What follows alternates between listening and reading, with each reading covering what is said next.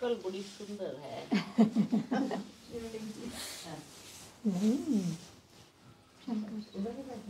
बाबा ये मेरी पसंद है।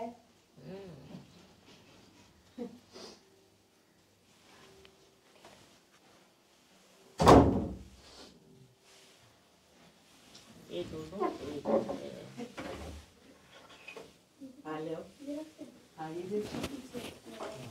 अच्छा लग रहा है। बहुत अच्छा है। और सब ठीक हो? जी बाबा। खुश हो ना? खुश, हाँ जी, खुश। हाँ। खुश। फरिश्तों की चाल। फरिश्तों की चाल कैसे चलते हैं फरिश्ते? उड़ते हैं वो तो। हाँ।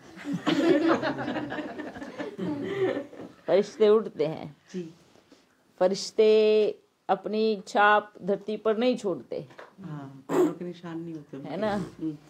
तो वो तो उड़ते हैं, दौड़ते हैं, ऐसे उड़ते हैं, ऐसे सबको लेके उड़ते हैं। तो आप कौन हो? फरिश्ते हो ना? हाँ जी। एक दूसरे को उमंग उत्साह दिलाना, एक दूसरे को परमात्मा नशा चढ़ाना, एक दूसरे को साथ लेके उड़ना, जी उसको ही फरिश्ता कहते हैं। हाँ जी। वो फरिश्तों के पास देह नहीं है, पर आप फरिश्तों के पास क्या है? देह है। तो आप देहधारी फरिश्ते हो। हाँ, देहधारी फरिश्ते। देहधारी फरिश्ते। फरिश्तों का कर्तव्य क्या होता है? सबको संदेश देना। सबको संदेश देना और सबको उमंग उत्साह के पंख लगा करके उड़ाना, है ना? और गुणों की छाप छोड़ना। गुणों की छाप छोड़ना, ताकि आपको देख करके मिल करके कहे, अरे वाह, एक आया था फरिश्ता जो बाबा का संदेश दे करके गया है। हाँ, तो क्या करना है? क्या करना है? वैसा बनना है। अभी चलते फिरते फरिश्ते बनना है। ठीक है? आपका प्रेम देख करके अनेकों आत्माओं के अंदर परमात्मा के लिए प्रेम उठे, अंदर की भावना जगे, अंदर से आए कि वाह, ये देखो कैसे बाबा से प्यार करते हैं। है ऐसा ऐसा क्या इनके अंदर है, ऐसा क्या बाबा इनको दे रहा है जो इनको इतना प्रेम है। तो क्या करना है? चलते फिरते फरिश्ते बनना है। ठीक है? ओके। हाँ, और खुश रहना है। इसलिए जो भी देखो, जिसको भी देखो, बस कहो कि कौन मिला है, कौन मिला है, कौन मिला है? सबसे ऊंचा बाबा। सागर मिला है, सागर। है ना? सागर मिला अब है। रोना नहीं है। हाँ, बाबा मिल गया। हाँ। ये प्रेम के आंसू है, खुशी के बाबा प्रेम के आंसू है ये। जन्मों जन्मों की प्यास पूरी हो गई। हाँ। चलो, अच्छी बात है। सेवा अच्छी चल रही है, अच्छी चल रही है। जैसे मौका मिलता कर लेते हैं। आज आप सबका संकल्प था ना बाबा से मिलेंगे। हाँ जी। था, संकल्प था ना? बिल्कुल था। कमाल की बात ये है कि आपका संकल्प हम तक कैसे पहुंचता है। और फिर हमें आना ही पड़ता है। हाँ जी। है? सोचो आप कितने बैठे होंगे, जी। कितने जन बैठे हैं? वैसे में 1 2 3 वो कहाँ गए? 12 लोग। अच्छा, इतने जन ने, उसमें से भी सबका संकल्प तो नहीं होगा, पर मेजॉरिटी का संकल्प था कि आज बाबा से मिलेंगे। संकल्प था ना? था। हाँ। अच्छा, कितना स्ट्रॉन्ग संकल्प था? बहुत। मेरा तो बहुत था। मेरा तो बहुत था। ये तो पक्का है।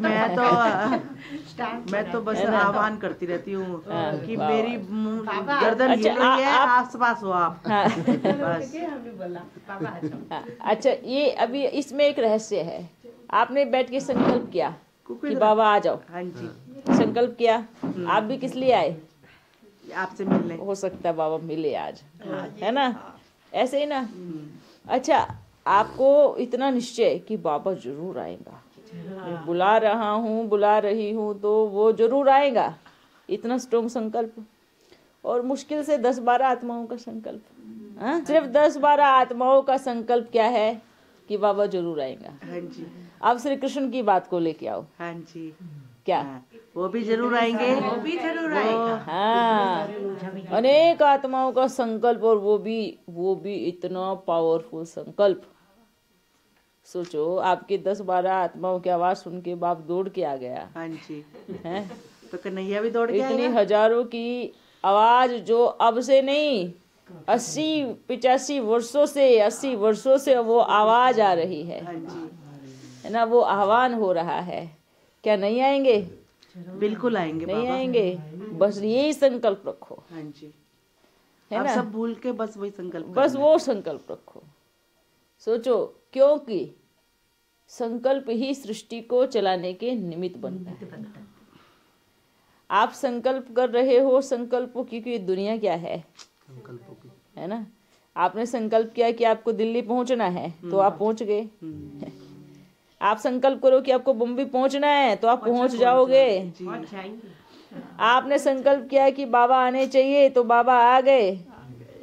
आप संकल्प करोगे श्री कृष्ण सृष्टि पर आना चाहिए तो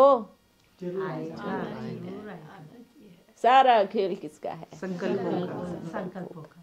बाबा एक मेरा संकल्प है पर्सनल, हाँ, कि मुझे ना कृष्णा को गोदी में खिलाना है, तो पूरा करोगे कि नहीं करोगे बताओ। देखो, ये वचन बाबा किसी को भी नहीं दे सकता। क्यों? इसलिए नहीं दे सकता कि आप अपने संकल्पों को दृढ़ रखो ना। मतलब मुझे जल्दी नहीं बस जाना। आप मालूम क्या होता है, हर एक आत्मा अपने संकल्पों को दृढ़ रखो, और वो संकल्प 21 जन्मों में कभी ना कभी तो पूरा होगा ही। बहुत लंबा आत्मा संकल्प लेके जाती ही जाती है। आप गोदी में क्यों? आप सोचो ना कि किसी जन्म में श्री कृष्ण को मैं पैदा करने के निमित्त बनूं। आप इतना अच्छा संकल्प रखो, इससे भी ऊपर रखो। तो वो वाला कृष्ण आप होगे क्या? हाँ, तो क्यों नहीं होंगे? जरूर होंगे। अब ऐसे थोड़ी कि एक एक गर्भ से जन्म लेंगे। हाँ, अपने भी कितनी माएँ हो सकती है, 84 जन्मों की 84 माँ होंगी। हाँ, तो ये संकल्प रखो। संकल्प हमेशा अच्छे और दृढ़ रखो आप, है ना। क्योंकि क्या होता है ना, आत्मा के अंदर जो अच्छे संकल्प होते हैं ना, वो कभी ना कभी किसी न किसी जन्म में वो सिद्ध और संकल्प वो पूरा होता ही होता है। क्योंकि सृष्टि का जो आधार है वो संकल्प है।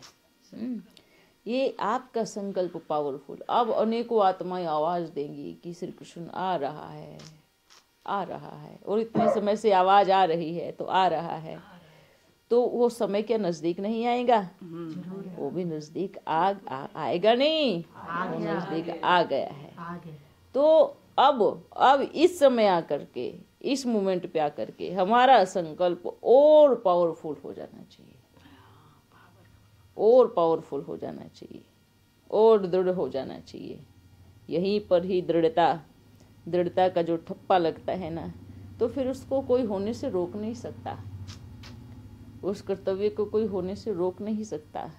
चाहे माया अपना पाँव कितना भी ऊंचा फैलाए, चाहे माया के पंजे कितने भी ऊंचे क्यों ना हो, कुछ भी क्यों ना हो, पर संकल्प को नहीं रोक सकता। श्री कृष्ण को आने से कोई नहीं रोक सकता। तो ये सब संकल्पों का खेल है। अच्छी एक बात बताओ, इस सृष्टि में क्या नेगेटिव आत्माएं नहीं है? बहुत। अच्छा, इस दुनिया में कोई तंत्र मंत्र जंतर करता है, कुछ भी करता है, तो वो क्या करता है? क्या करता है? सिर्फ संकल्प करता है एकांत में बैठ करके, भूतनी प्रेतनी हो सब आ जाओ, हैं, सबके सब आओ, फलाने घर जाओ, बस ये वो संकल्प करते हैं, है ना। सबके सब आओ, मिलो मेरे से। और उनको क्या पसंद है? जो बुरे को बुलाएगा तो बुराई रखेगा ना अंदर में, तो गलत संकल्प रखेगा तो वो जरूर आएंगी। आती है कि नहीं आती? आती है। ये इसको संकल्पों का खेल समझो। कोई एकांत में बैठ करके बुरे विचारों को इमर्ज करता है या बुरी आत्माओं को इमर्ज करता है, वो जरूर आती ही आती है, और आकर के आपसे कर्तव्य मांगती है, क्या करना है हमें। अच्छा। पर बदले में आप देंगे क्या हमें? अच्छा। हैं? क्यों? क्योंकि विकारी आत्माएं, इविल आत्माएं हमेशा सौदा करने आती हैं। अच्छा। अगर हम आपका ये कर्तव्य करेंगे तो आप हमें क्या देंगे? ठीक है, तो हम उनके साथ वो सौदा, क्योंकि वो नेगेटिव आत्माएं होती है ना, तो सौदा करेंगी। लेकिन जो फरिश्ते आते हैं, जो बाबा आते हैं, तो वो क्या करते हैं? वो निस्वार्थ प्रेम करने आते हैं कि आप मुझे बोलो कि मुझे करना क्या है। पर बदले में मुझे आपसे कोई वचन नहीं चाहिए, कुछ नहीं चाहिए। हाँ, बस एक वचन तो जरूर लेते हैं कि किसी को दुख नहीं देना, है ना, बस किसी को दुख नहीं देना है, ये वचन तो जरूर बाबा लेते हैं। तो जब नेगेटिव संकल्प करने से नेगेटिव आत्माएं आ जाती है, हाँ, तो इतनी सारी आत्माओं के पॉजिटिव संकल्प चलेंगे तो क्या महान आत्माएं नहीं आएंगी? हाँ, लेकिन फर्क ये है कि विघ्न तो पड़ते ही हैं। बिना विघ्न रावण की दुनिया में राम की आत्मा कैसे आ सकती है? हाँ, कैसे आ सकती है? विघ्न तो पड़ने ही है। और विघ्नों से घबराना नहीं है। क्यों नहीं घबराना? क्योंकि अगर इजी होता तो आप ही क्यों होते, किसी और को पकड़ लेते। क्या बोलते हो? अगर आसान होता तो आप सबको क्यों पकड़ना होता? तो किसी ऐसे से ही करा लेते, साधारण से, जिसको ज़्यादा समस्याओं का सामना ना करना पड़े। तो ये जो कार्य है, ये कोई ऐसा नहीं है कि बहुत इजी तरीके से हो जाएगा। विघ्न तो आएंगे ही आएंगे, विघ्न ना आए ऐसा हो नहीं सकता। पर संकल्प को दृढ़ रखना है। क्या रखना है? संकल्प को दृढ़ रखना है। क्योंकि ये संकल्प ही है, बोलते हैं ना, जब आप उस परम पिता परमात्मा से बैठ बातें करते हैं, संकल्प करते हैं, तो आपकी आवाज़ सिर्फ वही सुनेगा, कोई और नहीं सुन सकता, है ना। कोई भी बुरी आत्माएं चाहे शरीर में हो या नहीं हो, उसको उसका प्रभाव नहीं पड़ेगा, है ना। वो किसी के शरीर में आए या सुने, वो भी नहीं पड़ेगा, क्योंकि वो संकल्प आपकी, क्योंकि वो ऑटोमेटिक सिस्टम होता है कि अगर किसी नेगेटिव चीज़ को याद करते हैं तो आपका ऑरा काला हो जाता है ना, चारों तरफ छाया हो जाती है ना। लेकिन अब आप पॉजिटिव फरिश्ते को याद करेंगे, अपने प्यारे परम पिता परमात्मा को याद करेंगे, तो आपका ऑरा कैसा होगा? शक्तिशाली हो जाएगा। और जब शक्तिशाली होगा, रोशनी आएगी, तो फिर अंधेरा अपने आप खत्म हो जाएगा। इसलिए बोला बाबा ने, क्या बोला कि संकल्प नहीं करो कि विनाश हो जाए। क्या संकल्प करो? श्री कृष्ण, श्री कृष्ण। अब तो जो आएगा तो उसके लिए साफ सफाई तो आप ही हो जाएगी, अपने आप ही। देखो, प्रकृति हर जगह अपना कार्य शुरू कर रही है और हम बच्चों को इशारा भी दे रही है ना। ये इशारा प्रकृति का जरूर समझना है, नहीं तो क्या होगा? क्या होगा, है ना। फिर ये सोचेंगे, अरे ये तो होता ही रहता है, ये तो छोटा मोटा चलता ही रहता है। पर ये छोटा मोटा नहीं है, आज भी प्रकृति अपना कार्य कर रही है।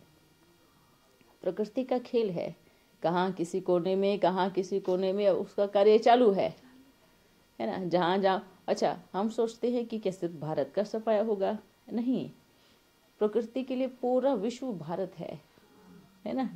उसको कहाँ पहले ज़्यादा सफाई करनी पड़ेगी वो जानती है। पहले कहाँ से क्या धोना है, कौन सी गली से होकर के गुजरेगा, वो गली पहले धोएगी, है ना। कहाँ से होकर के कहाँ जाना है, वो सफाई वहाँ पहले करेगी।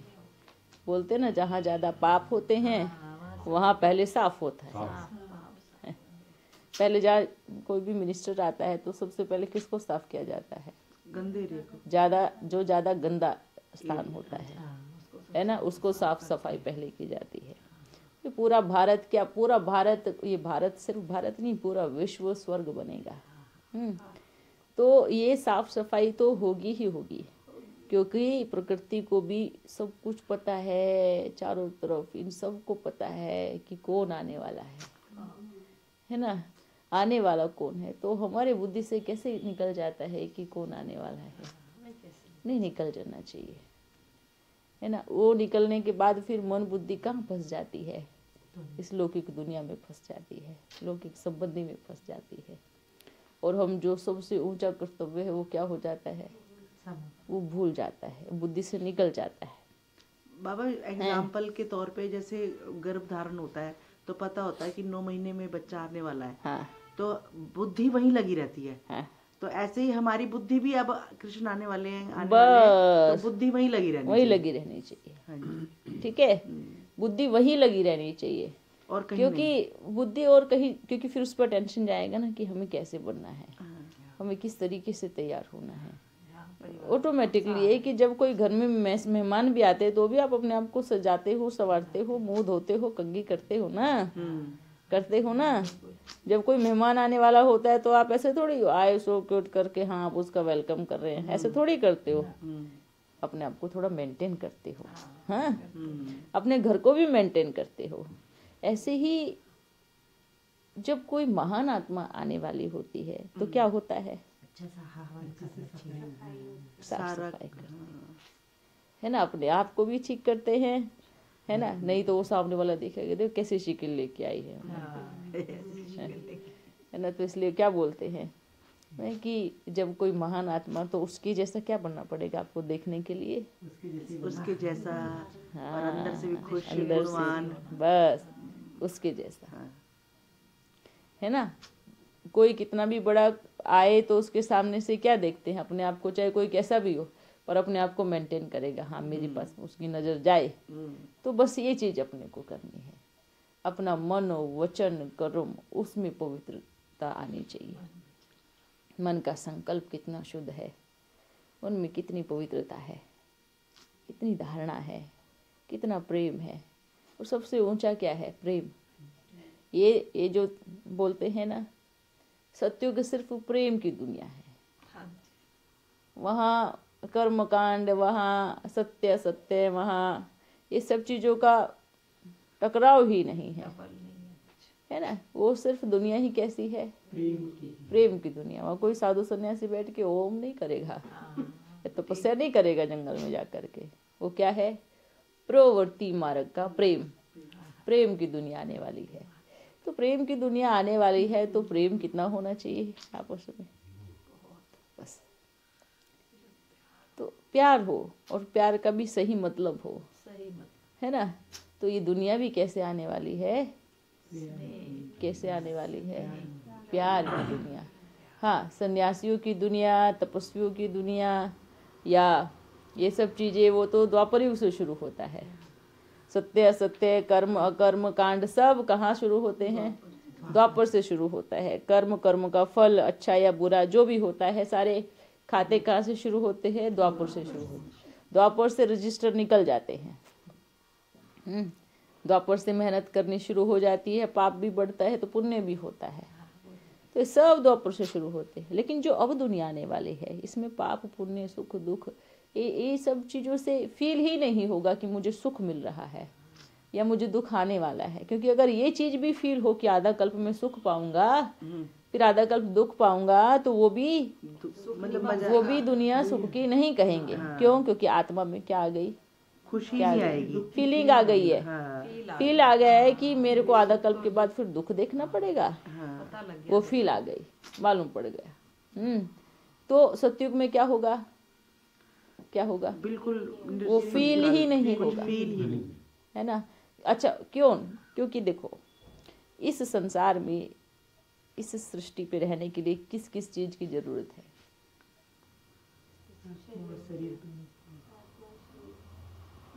किस किस की चीज की जरूरत है? आत्मा और शरीर नहीं, इस धरती पे रहने के लिए मतलब सुख सुविधाएं हैं। हाँ, क्या है, शरीर अच्छा हो, है ना, रोटी कपड़ा मकान। मतलब शरीर अच्छा हो, भोजन अच्छा हो, पेट भरा हो, और आपके पास धन की कमी ना हो, है ना। एक इस अच्छा सुखी जीवन किसको कहेंगे? जिसका स्वास्थ्य भी बहुत अच्छा हो, उसको किसी चीज़ की फिक्र नहीं हो, धन भी बहुत हो, ठीक है, और उसका मन भी अच्छा हो। अगर जिसके पास ये सब चीज़ें हैं, साफ सफाई, सच्चाई, मन में पवित्रता, तो उससे सुखी कोई है नहीं, ठीक है। अब अगर किसी के पास धन है तो तन ठीक नहीं है, तन ठीक है तो धन नहीं है, अच्छा दोनों ही ठीक है तो फिर मन बीमार है ना। कहीं ना कहीं से आत्मा डूबी हुई ही है, कहीं ना कहीं से वो चीज फंसी हुई है, किसी न किसी चीज में फंसी ही है, निकली नहीं है।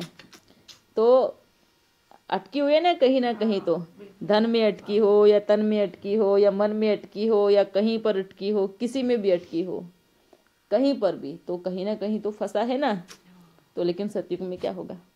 सब कुछ होगा, सब कुछ। सतयुग में क्या होगा? बच्चे भी होंगे, धन तन सब कुछ होगा। मेहनत भी नहीं होगी इतनी, और दुख तकलीफ कुछ ऐसा नहीं है कि यहाँ खा खा के मोटे हो गए तो पतले होने की टेंशन वो हो, भी नहीं है, और आपस में भी संबंध अच्छे हैं, है ना। कोई वो तेरी बात नहीं उसकी बात नहीं कर रहा। ये भी नहीं होगा, हाँ, हैं। तो सतयुग में तो इन सब चीजों से सबसे सब परे मुक्ति हो है, जाएगी। बस घूमते खेलते रहेंगे, नाचते रहेंगे, कितना अच्छा लगेगा ना। ठीक है। हाँ, तो ये ऐसी दुनिया आने वाली है।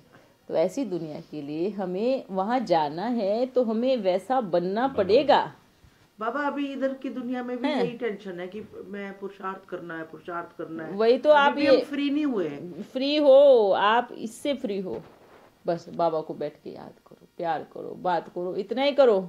ये सोच सोच के पुरुषार्थ करना है, पुरुषार्थ करना है, पुरुषार्थ करना है, तो ये तो इतना अच्छा समय भी गुजर रहा है। ये कितना अच्छा समय है। बड़े प्यार से बैठ के बाबा से बात करो, प्यार करो, कहीं जा कर के सेवा करो, कहीं अच्छे से जो भी मन में आए, जो बाबा से प्रेम करना है, बात करनी है, यही तो पुरुषार्थ है। यही तो पुरुषार्थ है। खुद भी खुश रहना, बाबा की याद में नाचना, गाना, झूमना, प्रेम करना, सबको रास्ता दिखाना, यही तो पुरुषार्थ है। और इस समय को ये सोच के निकाल देंगे पुरुषार्थ करना है, पुरुषार्थ करना है, पुरुषार्थ करना है, तो क्या हो गया? इसमें थोड़ा क्या हो गया? दुखी आ जाता है, ये भी समय व्यर्थ चला जाता है। कुछ नहीं सोचो। वैसे भी बाबा जी रमणीकता से ही बाबा को अब याद करना है ना। अभी क्या देखो, जिससे प्रेम होता है आप कैसे क्या करते हो? मजे नाचते हैं, गाते हैं, दुनिया में भी अगर किसी से प्रेम होता है तो आप क्या करते हो? झूमते हैं। कैसे याद करना है, कैसे नहीं, बस मन ही मन में रहेगा, उसकी याद में झूमते रहेंगे, प्यार करते रहेंगे, उसकी याद में दिमाग में वो बस। छाया रहेगा। तो वही प्रेम है। ऐसे ही बाबा क्या है, ऐसे ही बाबा क्या है, दिलो दिमाग में आप छाए रहते हो। हम नहीं छाए रहते, बाबा शिव बाबा छाए रहते हैं। आप भी रहते हो, दोनों रहते ठीक है। अच्छा बच्चों, आई लव यू बाबा। बाप दादा दोनों हैं। मैया को भी करते हैं बहुत प्यार। हाँ, अच्छा है, करना चाहिए, क्योंकि आप मिलते तो उन्हीं के द्वारा हो ना। बिल्कुल। आधार कौन है? हाँ, आधार तो यही है ना। हम बात भी कर रहे हैं तो किनके बाजे से बात कर रहे हैं? उन्हीं के बाजे से। नहीं तो कैसे बात करते? कैसे बात होती? कैसे मुलाकात होती? कैसे मिलते? बाबा आज मैं इतनी खुश हूँ ना, मैं अपनी खुशी कैसे जाहिर करूँ? कैसे करो? तो थोड़ा नाच लो इधर, और क्या बजा दोगे? नाच लो। खुशी जाहिर करने का एक ही तरीका है कि बस या तो आनंद होकर के झूमते रहो, हाँ जी, या तो बस कुछ गाना शुरू करो, या तो नाचना शुरू करो। इसी से ही आपकी खुशी अपने आप निकल के बाहर आती है कि हाँ आप बहुत खुश हो। और क्या दूं मैं दिल के सिवा, तुमको हमारी उम्र लग जा। अच्छा, हमारी तो उम्र ही खत्म हो गई। अभी लगने वाली है बढ़िया वाली। अब कृष्ण वाली उम्र आने वाली है ना बाबा। हमें कैसे उम्र लगेगी? हैं? हमारी उम्र ही पूरी हो गई है। पिया हमें सदा अपने साथ साथ रखना, है ना? है बाबा। एक है कि हम अभी हम तमिलनाडु का सेवा समझ रहे हैं कि कैसे बाबा आप सक्सेसफुल करवा देना, आपने संकल्प किया है ना, बस यही चीज सोचो। टेंशन है अभी। टेंशन नहीं हो, अगर टेंशन लोगे तो फिर मदद नहीं करेगा बाबा। टेंशन नहीं लेना है। ठीक है, अचानक ही बनेगी। आप देखो, कई बार क्या होता है ना, हम उस स्थान पे जाने से पहले ही घबरा जाते हैं। जबकि जब तक नहीं जाओगे, जब तक नहीं देखोगे, तब तक कुछ होगा ही नहीं। जैसे कि हम कहीं भी जाने से पहले अंदर में थोड़ा दिल, अरे क्या होगा, कैसे होगा, ये कैसे करेंगे, कैसे जबकि आप सोच रहे हो, पर वहाँ तो आपके आह्वान की तैयारी चल रही है। वहाँ तो आपको बुलाया जा रहा है, वहाँ तो आपको निमंत्रण दिया जा रहा है, क्या पाओ, पर आप यही दिल अटका के बैठ गए हो कि क्या होगा, आप आ रहे हो, वही बड़ी बात है बाबा। तो अच्छा सोचो, आप कुछ भी मत सोचो, सिर्फ प्रकृति को देखो। हम जा रहे हैं वहाँ पे संदेश देने के लिए, है ना, उसको देखो। और वो तो सबके अंदर है। प्रकृति क्या है? ये प्रकृति के बना हुआ ये पुतला है। तो बस उसको सोचो कि आह्वान हो रहा है, जा रहे हैं, हम आत्माएं हैं, परमात्मा का बच्चा आत्मा हमें बुला रही है कि आओ मेरे भाई बहनों, हमें भी रास्ता दिखाओ, ऐसे फील करके जाओ। ठीक है, हम रास्ता दिखाने जाए। तमिल की लैंग्वेज नहीं आती है, इशारों की भाषा चलेगी फिर वहाँ। देखो वही कैसे बोला जाता है, देखो, कैसे बोलूं, वही मेरे को- लैंग्वेज नहीं आती ये नहीं सोचो, हाँ जी, ये आप क्या बोलोगे। देखो यहाँ पे परमात्मा मिलन होने जा रहा है, जिनको आप इतने समय से पूज रहे थे, याद कर रहे थे, आपके इष्ट देव देवियाँ आने वाले हैं। ठीक है, आपका यहाँ सत्संग किया जा रहा है, आप जरूर आना, ये संदेश दो, बाकी बाप देख लेगा। और क्या। बाबा ठीक है। हम ना दिल्ली में झंडा गाड़ना चाहते हैं बाबा का। दिल्ली तुम्हारे से कुछ दिल्ली नहीं होना, में- बाबा से होता है। हाँ जी, होना तो बाबा से ही है, तो मगर दिल्ली में बहुत जरूरी है बाबा, बहुत घमंड है यहाँ, हाँ, अति घमंड है। तो झंडा गाड़ने से घमंड नहीं टूटने वाला। हाँ, यहाँ तो प्रकृति का झंडा गड़ेगा तभी घमंड टूटेगा। देखा? एक बात बताओ, जब आप किसी के घर में जाओ, वो बढ़िया खा पी के फुला करके पेट को बैठा है, और आप उसको बोलो थोड़े से दाल चावल खा लो, खा लेना। आप क्या करोगे, क्या करोगे? नहीं खाएंगे, नहीं खाएंगे ना। खाएगा। अब वही आप फुटपाथ पे जाओ, एक बहुत देर से भोजन का तैयारी कर रहा है, आप उसको क्या कहोगे, ये लो थोड़ा दाल चावल, फट से लेके खाएगा वो, है ना। ये दिल्ली में भी क्या है, सब सब अपने अपने नशे में चूर है। हाँ। क्या है, कोई राजनीति में, कोई फलानी में, बस वो सब उसके पीछे भाग रहे हो, और आप उनके पीछे दाल चावल लेके भाग रहे हो। हैं, तो वो कैसे खाएंगे, है जब ना। बाबा उनको भूखा करेगा जब बस खाएंगे। जब तक किसी का गुरूर नहीं टूटता, तब तक कोई भगवान के दरबार में नहीं आता। जब तक किसी का अहंकार चूर नहीं होता, तब तक वो कभी भगवान के दरबार में नहीं आता। जब तक किसी के ऊपर दुखों का पहाड़ नहीं गिरता, तब तक वो भगवान के घर पे नहीं आता। अब आप सबको संदेश दो, अब कोई बहुत तकलीफ में होगा ना, दुखी होगा, अगर आप कहो कि भगवान आया है सबकी तकलीफ को दूर करने, तो वो कहीं पर भी बैठा होगा ना, सुन लेगा, वो दौड़ के आएगा। अब भगवान से मिलाओ पहले, कौन सी दुख को तकलीफ को दूर करता है। अब जिसको भगवान को चाहिए ही नहीं, उसके पास सब कुछ है, तो कैसे होगा। तो ये नहीं सोचो, यहाँ तो झंडा प्रकृति ही गाड़ने वाली है। यहाँ तो एक समय आप ऐसा नहीं कि इसको देख करके आप अपना कर्म करना बंद कर दो, ये भी नहीं सोचना है। हो सकता है कि कोई आपका इंतजार भी कर रहा हो, भूखा है, कोई भूखा बैठ करके आपका कहीं पे वेट कर रहा हो कि कोई भोजन लेके मेरे लिए आएगा। तो ऐसा भी नहीं कि आपको अपना कर्म बंद कर देना, आपको सेवा पे नहीं जाना है। ये सोच के जाना है कि बाबा हम जा रहे हैं, कोई भूखा हो तो उसको आप हमारे पास भेज देना, क्योंकि हम तो थाली लेके निकल गए हैं। हाँ, ठीक है, हम थाली लेके निकल गए हैं, अब जिसको भूख हो वो बस आप भेज देना उसको। हाँ जी, ये आप संकल्प करके घर से निकलो, बाबा हम थाल लेके जा रहे हैं, आप बस भेज देना। तो देखो कैसे कमाल होती है, कैसे बच्चे खींच के आते हैं, कैसे बाबा भी ध्यान, क्योंकि आपने किसको जिम्मेवारी दी है, बाबा को दिए ना।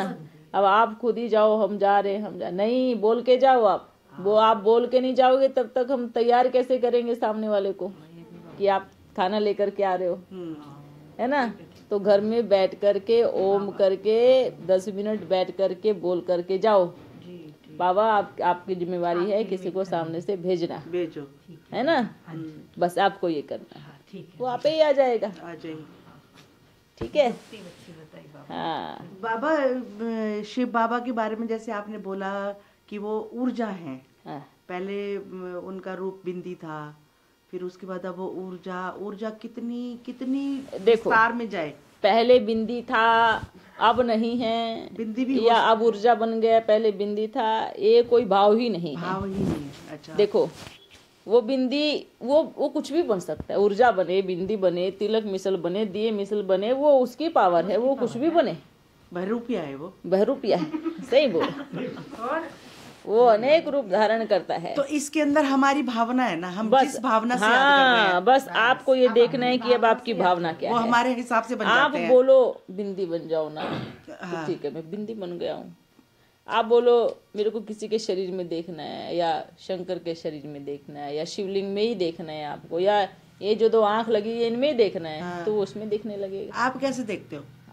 हम तो ऊपर हमें देखने की, अब सामने बैठते हैं, है ना, ऊपर बैठे हैं बाबा को। अब हम हर घड़ी देखते हैं, अब मतलब क्या देखने की देखते हो? जरूरत है। क्या दिखता है? क्या दिखता क्या है? मेजॉरिटी अगर हमें कारोबार की बात करनी है तो ऊपर के धर्मराज में बिठा करके हम बात करते हैं। धर्मराज मतलब आपका जो संपूर्ण शरीर है। जब वो लाइट का ऊपर का बना हुआ शरीर है, हाँ, उनमें आते हैं तो ठीक है, उसमें बैठ करके। और हम कोई ऐसे नहीं मुख से आप जैसे बात कर रहे हैं ऐसे कोई बात करते हैं, बस देखने से ही सारी पिक्चर दिखने लगती है। वो हमें देखते हैं तो हमारी सारी पिक्चर दिखने लगती है। वहाँ वाणी ही नहीं है, वहाँ सिर्फ स्क्रीन चलती है आंखों में, देखना है बस। और वो ऐसा भी नहीं कि इन कानों से सुनाई देता है, वो ऑटोमेटिकली दिखता है और ऑटोमेटिकली समझ में आता है। तो फिर वो सूक्ष्म वतन में रहते हैं या परम धाम से आते हैं आपसे वो बात तो करने? कभी भी कहीं भी जा सकते हैं, परम धाम में जाएं, वो सूक्ष्म वतन में जाए, वो थोड़ी हमें चार्ट देंगे कि अभी मैं उधर जा रहा हूँ, अभी उधर जा रहा हूँ। अच्छा, मतलब जैसे आप जाते हमें हो तो आह्वान करते हो हाँ, तो फिर वो हमें आ जाते उनको हैं। चार्ट देना है कि मैं वहां से आया हूँ और वहां जा रहा हूँ बाबा। हाँ, वहां बुला रहे तो आप बताओ मैं जाऊं क्या नहीं। हाँ। अब उनसे थोड़ी हम बताएंगे कि भाई आप कहाँ जा रहे हो, वो उनका भेद हमें नहीं है, हमें सिर्फ अपना चार्ट उनको देना है। वो अपने आप में क्या है वो हमें ही समझ में नहीं है। मैंने बचपन से चाहा है कि बाबा मैं आपको, भगवान कौन है, मैं आपको, फिर बीके में आई, मैं आपको संपूर्ण रीति जानना चाहती हूँ कि तुम हो क्या भला।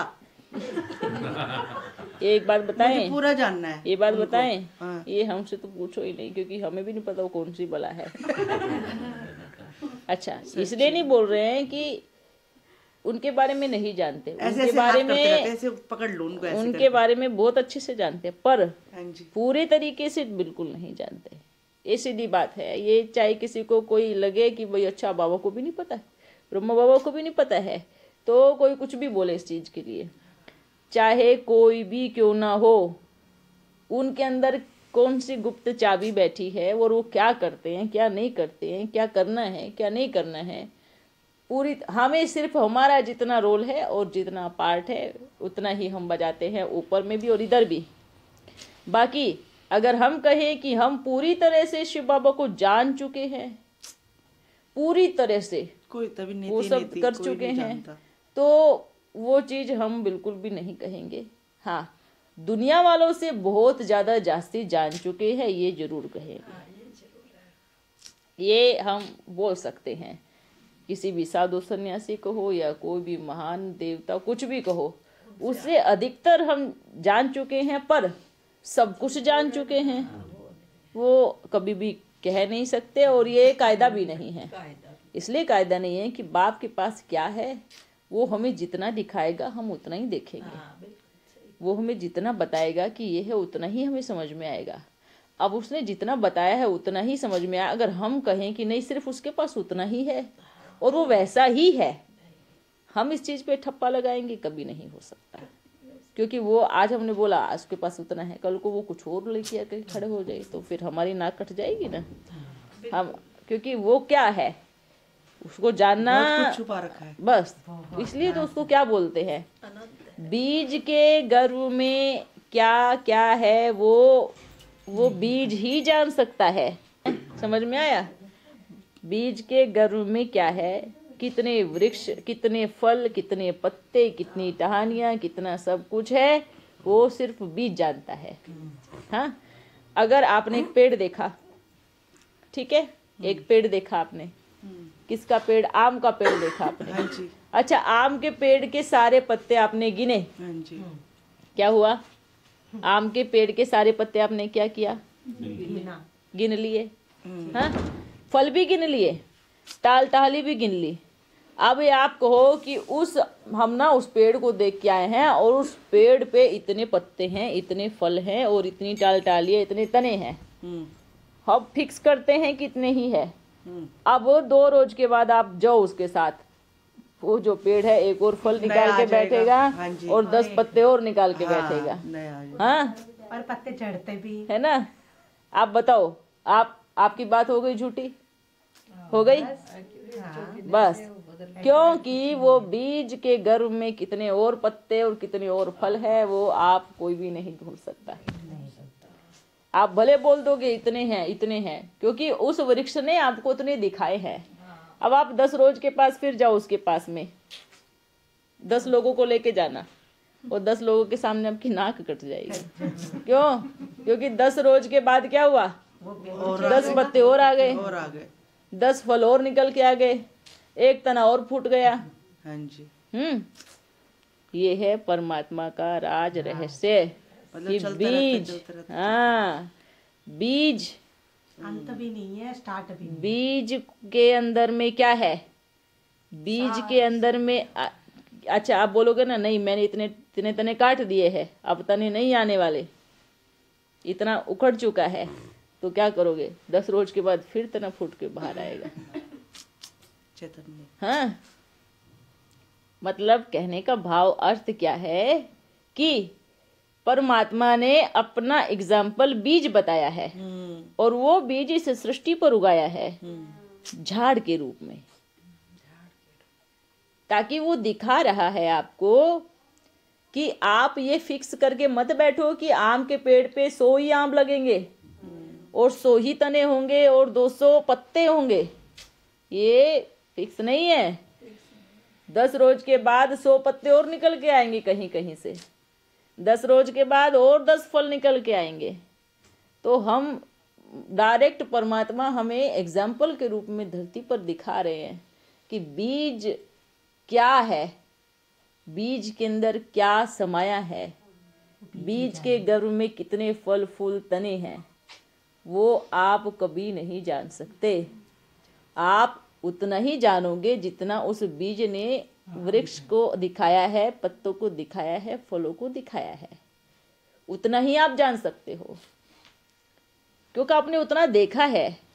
आप उस पे ठप्पा कभी मत मारना कि इतना ही है। इसलिए हम भी बोलते हैं इस चीज के लिए कोई कुछ भी हमें कहे, क्या ब्रह्मा बाबा को भी नहीं पता है? तो हम बोलते हैं हमने इतने गिने हैं, इतने हैं, पर हम ये नहीं कह सकते कि उसके अंदर और नहीं कल को है। और क्या होने वाला है? हम ये नहीं कह सकते कि उस परमात्मा के वो बीज में कौन सी कितनी पोटलियां कौन से तने पे लटक के आने वाली है, ये हमें नहीं मालूम है। कि कौन से फल और कितने फल आने वाले हैं, ये भी हमें मालूम नहीं है। तो मतलब वो चैतन्य है। तो कहने का भाव जीवन है अर्थ उनमें। कि परम पिता परमात्मा के अंदर क्या है वो कोई नहीं जानता। वो एक्सपेंड भी करते रहते हैं और कॉन्ट्रैक्ट करके भी आ जाते हैं यहाँ पे। इसलिए परमात्मा को सही तरीके से समझना ही बुद्धिमत्ता है और बुद्धिमानी, क्योंकि आप अपनी बुद्धि का यूज करो। अब सब अच्छा, सारे ब्राह्मण परिवार में क्या क्या बैठा है सोचो, नहीं भगवान ज्योति बिंदु ही है, ऐसे बोलते हैं ना, बस झाड़ है ऊपर और इतनी आत्माएं हैं, इतना ये है वो फलाना है, बस 3 लोग है ना, ये है वो है। ये क्या किया? ये एक भगवान को बांध दिया आपने कि बस उसके ऊपर इतने ही फल आते हैं, इतने ही फूल है, इतना ही सब कुछ है, ये बांध दिया ना। सागर को तालाब बना। हाँ, सागर को क्या बनाया आपने? अपने हिसाब से बना दिया तालाब। आपने एकदम फिक्स कर दिया कि वो वैसा ही है। पर हम तो कहेंगे कि ये आपकी मूर्खता है। क्यों मूर्खता है? क्योंकि बीज को आपने जाना ही नहीं है। आप बोलते भले बीज हो, पर आपने स्टैंप मार दिया है कि बीज पे इतने पत्ते, इतने फूल, इतने तने हैं। वास्तविकता आपने जानी ही नहीं है। वास्तविक आपने स्टैंप मारा है कि भगवान मधुबन के अलावा कहीं नहीं आ सकते। ये सबसे बड़ी भूल और सबसे गहरी भूल की है कि वो परमात्मा है, बीज है, वो कहीं पर भी वो अपने आप में है ना, वो कहीं पर भी फूट के जम सकता है, उग सकता है, कहीं पर भी वो अपना नया वृक्ष पैदा कर सकता है। एक ही बीज अनेक बीजों को लेके आ सकता है। तो ये भूल है, ये बुद्धिवान बच्चों की निशानी नहीं है। तो बीज में क्या समाया हुआ है ये ना कोई जान पाया है, ना कोई जान सकता है, चाहे कोई कितने भी बड़े महात्मा, साधु, संत या कुछ भी हो, है ना। परमात्मा इस सृष्टि पर बोलते हैं ना कि इस दुनिया में भगवान आया था, करके क्या गया? बीज फूटा पर करके क्या गया? करके वो देवताओं को बना करके गया। मतलब क्योंकि भगवान को तो आप नहीं देख पाओगे ना, कैसा है वो, कैसा है। तो क्या बोलते हैं, कैसे क्या करके गया? कि श्री कृष्ण जैसे देवताओं को पैदा करके गया कि आप इसको देखो कि भगवान ऐसा हो सकता है। भगवान यही है ये नहीं है। उसने बड़ा सुंदर एक फल छोड़ा धरती पर कि भगवान के बीज से निकला हुआ ये एक सुंदर सा फल है ना, कि भगवान ऐसा हो सकता है। पर क्या लिख दिया ऐसा ही कि भगवान यही है, यही है। श्री कृष्ण ही क्या है, भगवान है। जबकि दिखाया क्या था, ऐसा हो सकता है, सैंपल दिखा है ना, एक सैंपल था कि देखो भगवान ने एक ऐसे बनाया है, और जो वो एक को बना सकता है तो वो कितनों को बना सकता है, ये सोचो। मतलब कि वो उससे भी परे है। इसलिए बोलते हैं कि सबसे पहले परमात्मा जयंती होती है, शिव जयंती बोलते हैं। उसके बाद फिर क्या होती है, गीता जयंती। मतलब कि उसके मुख से उच्चारण हुआ, मतलब बीज फूटा, ज्ञान आया। बीज फूटा। गीता जयंती चैतन्य में भी कहो, जड़ में भी कहो। चैतन्य में मैया को कह सकते हो आप गीता, है ना। गीता से फिर कौन निकला, श्री कृष्ण जयंती। हाँ, तो मतलब पहले शिव परमपिता परमात्मा, फिर बीज फूटा गीता, मतलब शक्ति निकली, है ना। वो शक्ति, बीज से शक्ति अलग हुई। अच्छा। फिर उस शक्ति से क्या निकला, श्री कृष्ण निकला। फिर कहते हैं बाद में राधा जयंती भी है, फिर बाद में राधा जयंती कैसे होती सर्कल है। घूमता है। ये इस सर्कल को देखो, घूमो, इस समय को देखो। ये समय बड़ा मूल्यवान है, इसलिए बोलते हैं कि समय का बड़ा सदुपयोग करने से हमें सद्गति प्राप्त होती है, सच्चा ज्ञान मिलता है। तो इस ज्ञान की गहराई को समझने वाला ही क्या कहेंगे, क्या कहेंगे, अक्कल वाला, बुद्धिमान कहेंगे। अच्छा, बाबा अगर किसी का योग अच्छा होना तो बाबा उसको बड़ी अच्छी टचिंग भी देता है ना। वो टचिंग दिया है आपके ज्ञान के हिसाब से, पर ये भी सोचना है करेक्ट क्या यही है, ये भी याद रखना है।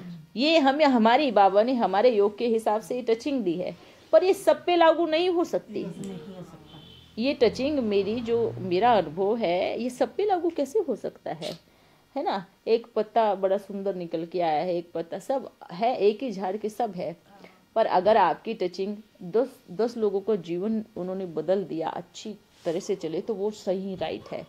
पर लेकिन किसी को हमारी टचिंग थोपना कि हाँ यही सही है, यही है, बाबा ने मुझे टच कराया है कि मैं वतन में भोग लेके गई थी तो भगवान ब्रह्मा बाबा चांद पे बैठे थे, सितारे पे बैठे थे, ये उसकी टचिंग है। पर योग करने वाले क्या चांद पे बैठ के योग करेंगे, सितारे पे बैठ के योग करेंगे? नहीं, वो पहाड़ पे भी तो बैठ के योग कर सकते हैं, वो बढ़िया समुद्र के किनारे भी तो बैठ सकते हैं। ये सबकी अपनी अपनी टचिंग है। और पेड़ों के और नीचे जटाओं में। इसलिए बाबा बोलते हैं कि आप अपने तरीके से बाबा को याद करो, है ना। आपको बाबा को कहाँ याद करना अच्छा लग रहा है?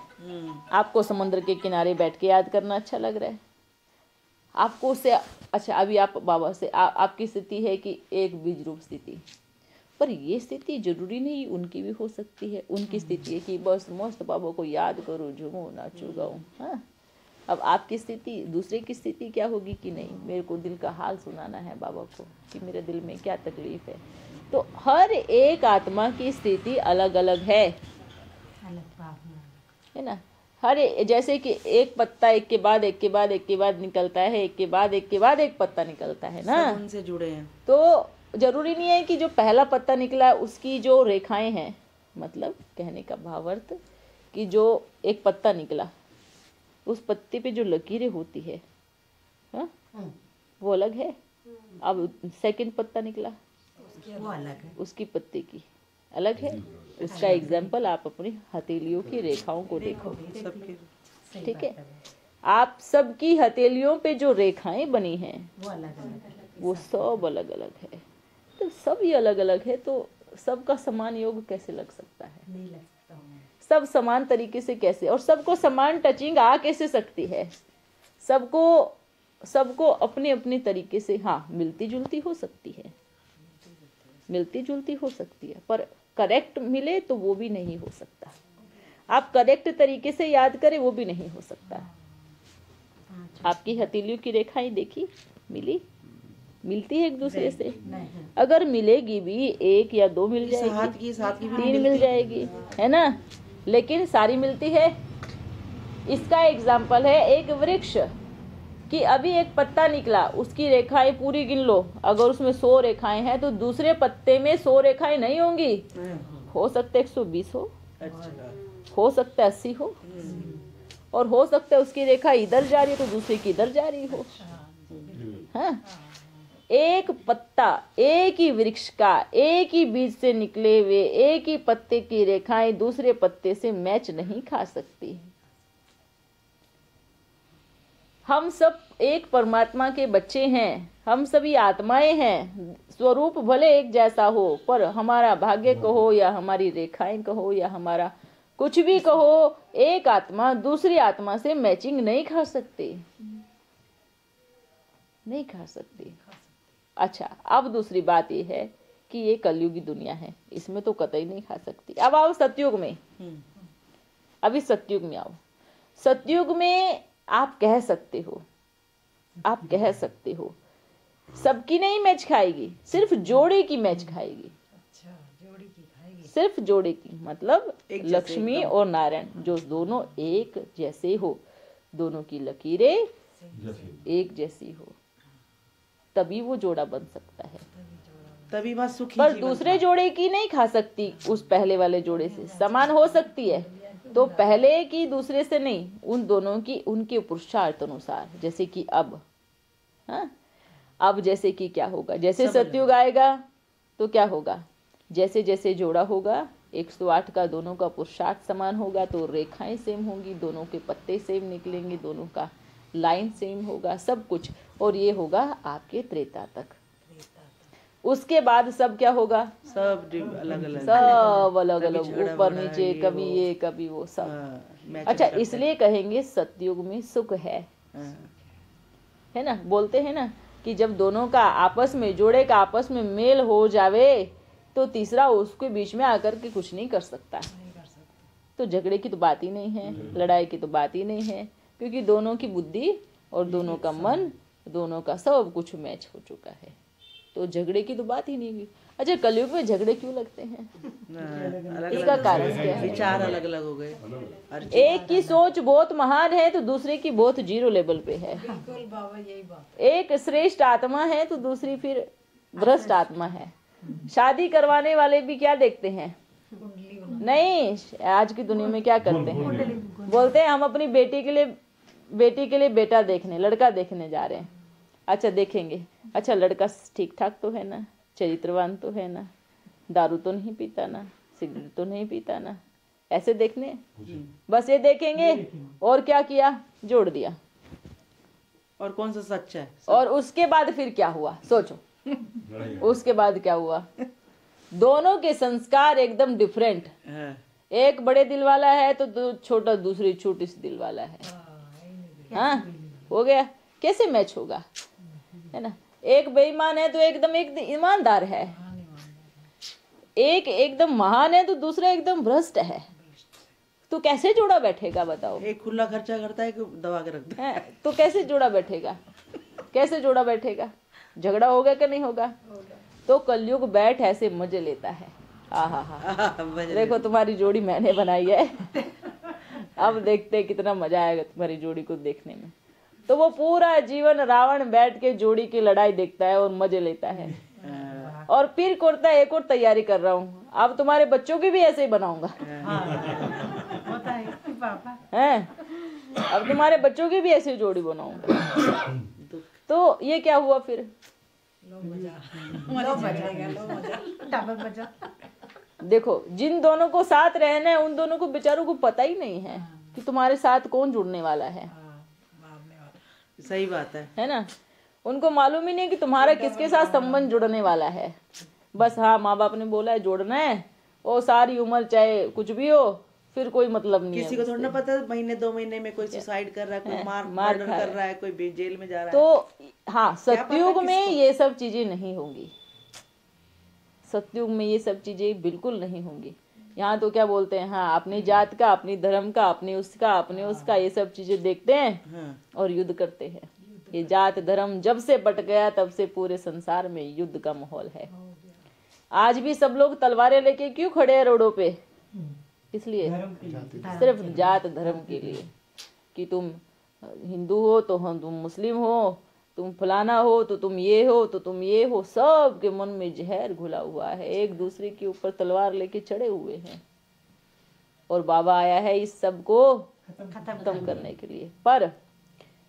पर बाबा कहेंगे अपने भी बच्चों में जो बाप से मिलते हैं उनके भी मन में अभी अभी कुछ कुछ चीजें ये इस धर्म को लेकर के चलती ही है। ये सब चीजें मिटानी है, चाहे बच्चे कहीं पर भी बैठ के सुन रहे हो। जाति धर्म का भेद जब तक नहीं मिटेगा तो सतयुग का पासपोर्ट आपको मिलने वाला नहीं है, टिकट नहीं मिलने वाली है। इस चीज को निकालना ही पड़ेगा, अंतर आत्मा से इस चीज को खत्म करना ही पड़ेगा। बाबा ये जो सनातनी और हिंदू धर्म के हमको जैसे बोला जाता है, हम तो फिर भी अच्छे दिल वाले हैं, सेक्युलर हैं, सबको एक्सेप्ट करते हैं, लेकिन दूसरे धर्म वाले तो बिल्कुल एक्सेप्ट नहीं करते। तो वो अच्छा एक बात बताओ, इसलिए तो आप बड़े कहलाते हो। अच्छा, जैसे एक बड़ा भाई सबको एक्सेप्ट कर लेता है ना, तो जो सनातन जिसको बोलते हैं, सत्य परमात्मा के द्वारा स्थापन किया हुआ सनातन धर्म वासी जो आत्मा होती है, वो सभी धर्मों को एक्सेप्ट करती है। जैसे कि द्वापर युग आया तो दूसरे धर्म की आत्माएं घुसी, भारत में आई, उन्होंने उनको भी क्या किया, भारतवासियों ने गले लगाया उनको। अरे मेहमान आया है, मेरा छोटा भाई आया है, गले लगाया, अतिथि बनाया, तो उन्होंने ही उनके साथ क्या किया, छल किया। उसके बाद फिर दूसरे भी आए, उन्होंने उसको भी गले लगाया, और भी लगाया, और भी सबको गले लगा करके भारत खुद ही खंड खंड हो गया, बिखर गया, है ना। कितने बट गए आपस में, कितने धर्म जातियां भेद भाव मत सब कितने बट गए, खंड खंड हो गया, लेकिन गले लगाना नहीं छोड़ा। आज भी वो संस्कार अंदर है कि गले लगाना नहीं छोड़ा। मतलब इसको बोलते हैं बड़प्पन, इसको बोलते हैं कि परमात्मा के द्वारा स्थापन किया हुआ सनातन धर्म, और उस आत्मा, वो जो आत्माएं होती है वो कोई साधारण आत्माएं नहीं होती है। तो इसलिए क्या करना है, भले कोई कुछ भी करे पर हमें गले लगाना नहीं भूलना है। इसलिए अब क्या करना है, किसी से भी बाबा बार बार आप सबको बोलते हैं, बार बार यही चीज बोलते हैं, आपसे जब भी कोई मिलता है, आपके संपर्क में कोई भी आता है, ये मत पूछो कि तुम कौन सी जाति और धर्म के हो। ये पूछना सबसे पहले क्रॉस करो, कांटा लगाओ इस पे। सिर्फ ये देखो, ये आत्मा है और ये परम धाम निवासी है, ये बाबा की बच्ची है या बच्चा है, सिर्फ ये देखना है। ये पर अंदर से, हाँ, मुख से ये सब चीजें नहीं, अंदर से ये सब चीजें आनी चाहिए। ठीक है, ओके बाबा। एक चीज पूछनी थी कि जैसे सेंटर्स पे ना बहुत सारी आत्माएं बहुत प्यासी हैं बाबा की, और दीदियों से हम दृष्टि लेते हैं, तो जब हम लोग जाते हैं ना तो वो लोग मतलब हम बोल नहीं पाते कि भाई एक बार, बाबा ने परखने की शक्ति भी तो दी है, एक बार आप भले परखें, नहीं ठीक लगेगा आप नहीं आए, तो वो दीदियां ना हम लोगों को बाहर से ही मतलब देखो नहीं आने देते। एक बात बोले, हर एक आत्मा का रोल अलग है। अगर सभी आ जाए तो 108 की माला तो बहुत लंबी हो जाएगी। इसमें भी तो अन्य आत्माएं आएंगी ना, इसमें भी तो सब थोड़ी आएंगी। और उसमें भी बाबा ने क्या बोला, कोटों में कोई में भी कोई, ये अंतिम पार्ट में आएंगी, कोई में भी कोई। तो आप सबसे उम्मीद क्यों रख रहे हो? प्यासी आत्मा जो होगी वो दौड़ के आएगी, प्यासी आत्मा जो होगी वो हर बंधन तोड़ के आएगी।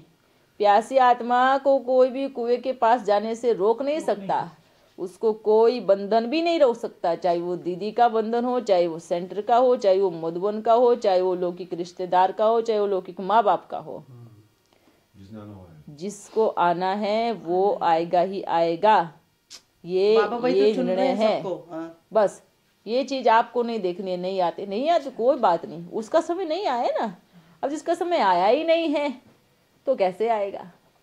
ठीक है, हाँ बोलो। और सुनने वाले बच्चे भी ध्यान दें, आप इनका क्या बाबा ये ना बड़ी अथॉरिटी से बोलेंगे। मैं बैठा हूँ ना, मैं करूँगा, आओ मैं हर कोई बस तो सेवा आपको कर क्या रहा है, लगता सेवा है? कर रहा है। आप ये सोचो, अभी आज तक 80 वर्षों में कभी शिव बाबा ने आके बोला मैं शिव हूँ, मैं ऐसे हूँ?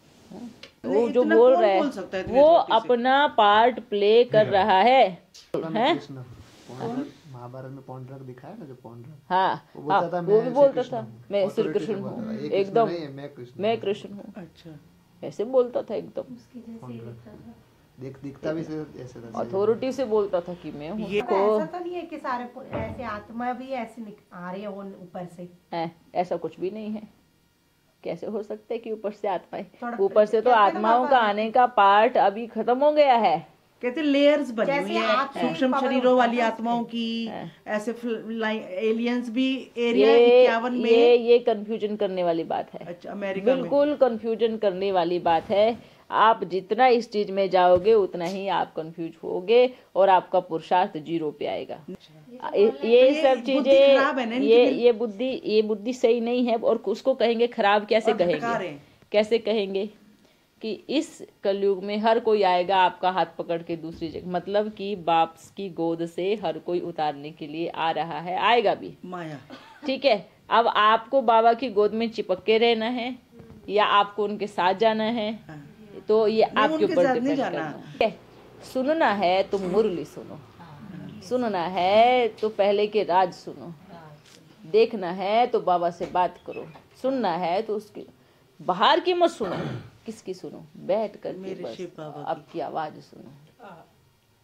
ठीक है, बाबा आपको अंदर में बात कर रहा है, आपसे प्यार करना चाहता है, तो उसकी सुनो। कि रुद्र कहो या महाकाल कहो, वो धमकी नहीं देता है यूं करके, मैं देख लूंगा, मैं ये कर दूंगा, मैं वो कर दूंगा। वो धमकी कभी नहीं देगा। वो बस आएगा, गद्दी पे बैठेगा, महाकाल की सीट पे बैठेगा और हिसाब देखेगा। इसको फांसी देनी है, इसको उल्टा लटकाना है, न इसको स्वर्ग में भेजना है, उसको नरक में भेजना है। बस चिट्ठी वो आपके हाथ में चिटकी देगा। इसका रिजल्ट क्या है? इसका रिजल्ट क्या है? जैसे जज आता है, जज के सामने गवाह सबूत बैठते हैं और वो सजा सुनाता है कि ये सजा है। उसके बाद प्रकृति क्या तांडव करती है, क्योंकि फिर क्या होता है, अब फांसी देने वाले भी तो कोई होंगे ना, तो फिर प्रकृति भी क्या करती है? प्रकृति सोचो फांसी देने वाली है, वो फिर बराबर तांडव करती है। तो कहने का भाव अर्थ क्या है कि महाकाल सिर्फ एक सीट है, एक गद्दी है। ये पहले भी बोला था। रुद्र कहो या महाकाल कहो, एक गद्दी है। एक कोई इंसान महाकाल या कोई ये सब चीज नहीं है। वो कभी धमकी देगा ही नहीं आकर के, वो कभी श्रापित या धमकी देगा ही नहीं। वो सिर्फ कहेगा ये लो आपकी चिट्ठी है, ये आपके कर्म की चिट्ठी है, ये पकड़ो आप। महाकाल एक ऐसी सीट है, जैसे जज होता है सेम महाकाल है, ऐसे ही धर्मराज की सीट है। ये एक गद्दी कहोगे आप महाकाल को, जैसे कि ऊपर के शंकर, ठीक है, जो ऊपर जो शंकर है और नीचे जो है, दोनों के पार्ट डिफरेंट है, एकदम अलग है। नीचे का कर्तव्य है, नीचे वाले का है श्री कृष्ण को लेके आना है। और जैसे जैसे वो श्री कृष्ण को लाने के नजदीक बनेगा, तो जो ऊपर वाला है वो फिर क्या होगा? वो चिटकी दे देगी। मतलब दोनों का एकदम डिफरेंट क्यों है? कारण क्या है डिफरेंट होने का? अगर नीचे वाला ही विनाश के निमित्त बने तो सारा पाप उसके ऊपर चढ़े, सारा पाप उसके ऊपर चढ़े। भाव अर्थ ये है कि ऊपर का जो कवच है, इसलिए बोलते हैं शंकर को ऊपर बिना कपड़ों के दिखाया जाता है, है ना। विष्णु को पूरी पोशाक दी जाती है, ब्रह्मा को पूरी पोशाक दी जाती है, पर शंकर को क्या दिया जाता है? एक छोटा सा वो शेर की थोड़ा खाल दी जाती है। इसका भाव अर्थ है कि जो नीचे शंकर, मतलब जो नीचे है, वो श्री कृष्ण को लाने की तैयारी में है, और ऊपर का जो है वो झाड़ू लगाने की तैयारी में है। अच्छा। दोनों के कर्तव्य एकदम डिफरेंट है, अलग है। तो जो ऊपर जो बैठा है, ऊपर में जैसे जैसे नीचे, अच्छा, एक शिव परमात्मा दोनों तरफ कर्तव्य करेगा, नीचे वाले से भी, ऊपर वाले से भी, नीचे वाले से भी, ऊपर वाले से भी, अल्टरनेट दोनों का कार्य एक साथ चलेगा। ऐसा नहीं है कि भाई इधर है तो उधर नहीं, उधर है तो वो, दोनों मतलब अभी इधर है तो वो भी उधर है, अभी इधर है तो वो भी उधर है, तो वो दोनों एक साथ कर्तव्य करेगा। कैसे? मतलब कि यहाँ श्री कृष्ण आने की तैयारी भी कर रहे हैं तो 1 सेकंड में ऊपर झाड़ू लगाने की भी तैयारी कर रहे हैं। वो बिना आए सफाई करेंगे, बिना आए सफाई ऐसे ही होगी, बिना आए सफाई। अच्छा, ठीक है, हाँ, वो क्यों ऊपर से सिर्फ और सिर्फ प्रकृति को इशारा मिलेगा। अच्छा। बोलते हैं ना कि ऊपर बैठ करके परमात्मा जब नीचे आते हैं तो वो प्रकृति काम करती है, मतलब ऊपर बैठ करके जो कर्तव्य करेगा, नीचे प्रकृति, मतलब प्रकृति होती है ना, प्रकृति जन्म भी देती है तो फिर समेटती भी है, सफाई भी करती है। तो ऊपर जो कर्तव्य होगा, जैसे जैसे ऊपर एंट्री मारेगा तो नीचे प्रकृति की आवाज जाएगी नीचे। अच्छा, तो जो सारा बोझ रहेगा वो सब ऊपर वाले पे रहेगा, समेटने का जो भी पाप रहेगा। इसलिए बोलते हैं शंकर के कंठ में विष का प्याला दिखाते हैं कि विष पिया। विष कैसे पिया? विष पी लिया और देवताओं को अमृत दे दिया। मतलब सारे संसार का जो विनाश का जो विष है वो खुद पी गए, और जो देवताओं को मतलब क्या दे दिया? नीचे अमृत, मतलब श्री कृष्ण को नीचे आकर के अमृत का पोटली दे करके चले गए, है ना। तो ये दोनों कर्तव्य, मतलब नीचे इन दोनों में बस ये डिफरेंट है। तो ये दोनों अपने आप दोनों का कर्तव्य एक साथ वही करेगा। करने वाला कौन है? नीचे वाले से भी वही कराएगा और ऊपर वाले से भी वही कराएगा, दोनों से वही कराएगा। तो दोनों के जो कार्य, अच्छा, दोनों का ही नाम शंकर है, ये भी ध्यान रखो। ऊपर शिव नीचे शंकर ऐसा नहीं है, दोनों का ही नाम शंकर, ऊपर वाला भी शंकर है, नीचे वाला भी शंकर है, दोनों का ही नाम शंकर है। तो ये चीज है, नीचे उसकी प्रेम गाथा दिखाई जाती है और जो विनाश की गाथा है वो फिर ऊपर वाले की दिखाई जाती है। लेकिन दोनों अब दिखेगा तो एक ही ना, तो लोगों ने फिर क्या किया, एक को ही दिखा दिया है। ये भक्ति मार्ग में सबको, क्योंकि ऊपर वाला दिखेगा कैसे दिखेगा, तो सारी कहानी किसको दे दी है? नीचे वाले को, क्योंकि ऊपर वाला दिखता ही नहीं है, आएगा भी नहीं, दिखेगा भी नहीं, लेकिन कार्य तो कर रहा है। तो सारी विनाश की कहानी कहो, प्रेम की कहानी कहो, शंकर पार्वती की कहानी कहो, तो ये सारी कहानी सिर्फ एक को दे दी है नीचे। ये सारे वो टाइटल एक को दे दिए है, बाकी दोनों एकदम डिफरेंट है। इसलिए डिफरेंट है कि नीचे वाली आत्मा पे बोझ नहीं चढ़ सकता। तो ये जो ज्ञान की गहराई है ये एकदम अलग है। क्योंकि अच्छा, विष्णु और ब्रह्मा को दोनों को पोशाक दी गई है। क्यों पोशाक दी गई है? क्योंकि ये जन्म की पोशाक पहनते हैं दोनों, है ना। ये पोशाक पहन करके कर्तव्य करते हैं, तो उसको पोशाक इसलिए नहीं दी गई क्योंकि उसका कर्तव्य डिफरेंट है, एकदम अलग है। लेकिन ऐसा नहीं है कि इधर आकर के वो कर्तव्य नहीं। बाबा बहुत क्या कहेंगे, गुह्य रहस्यधारी है।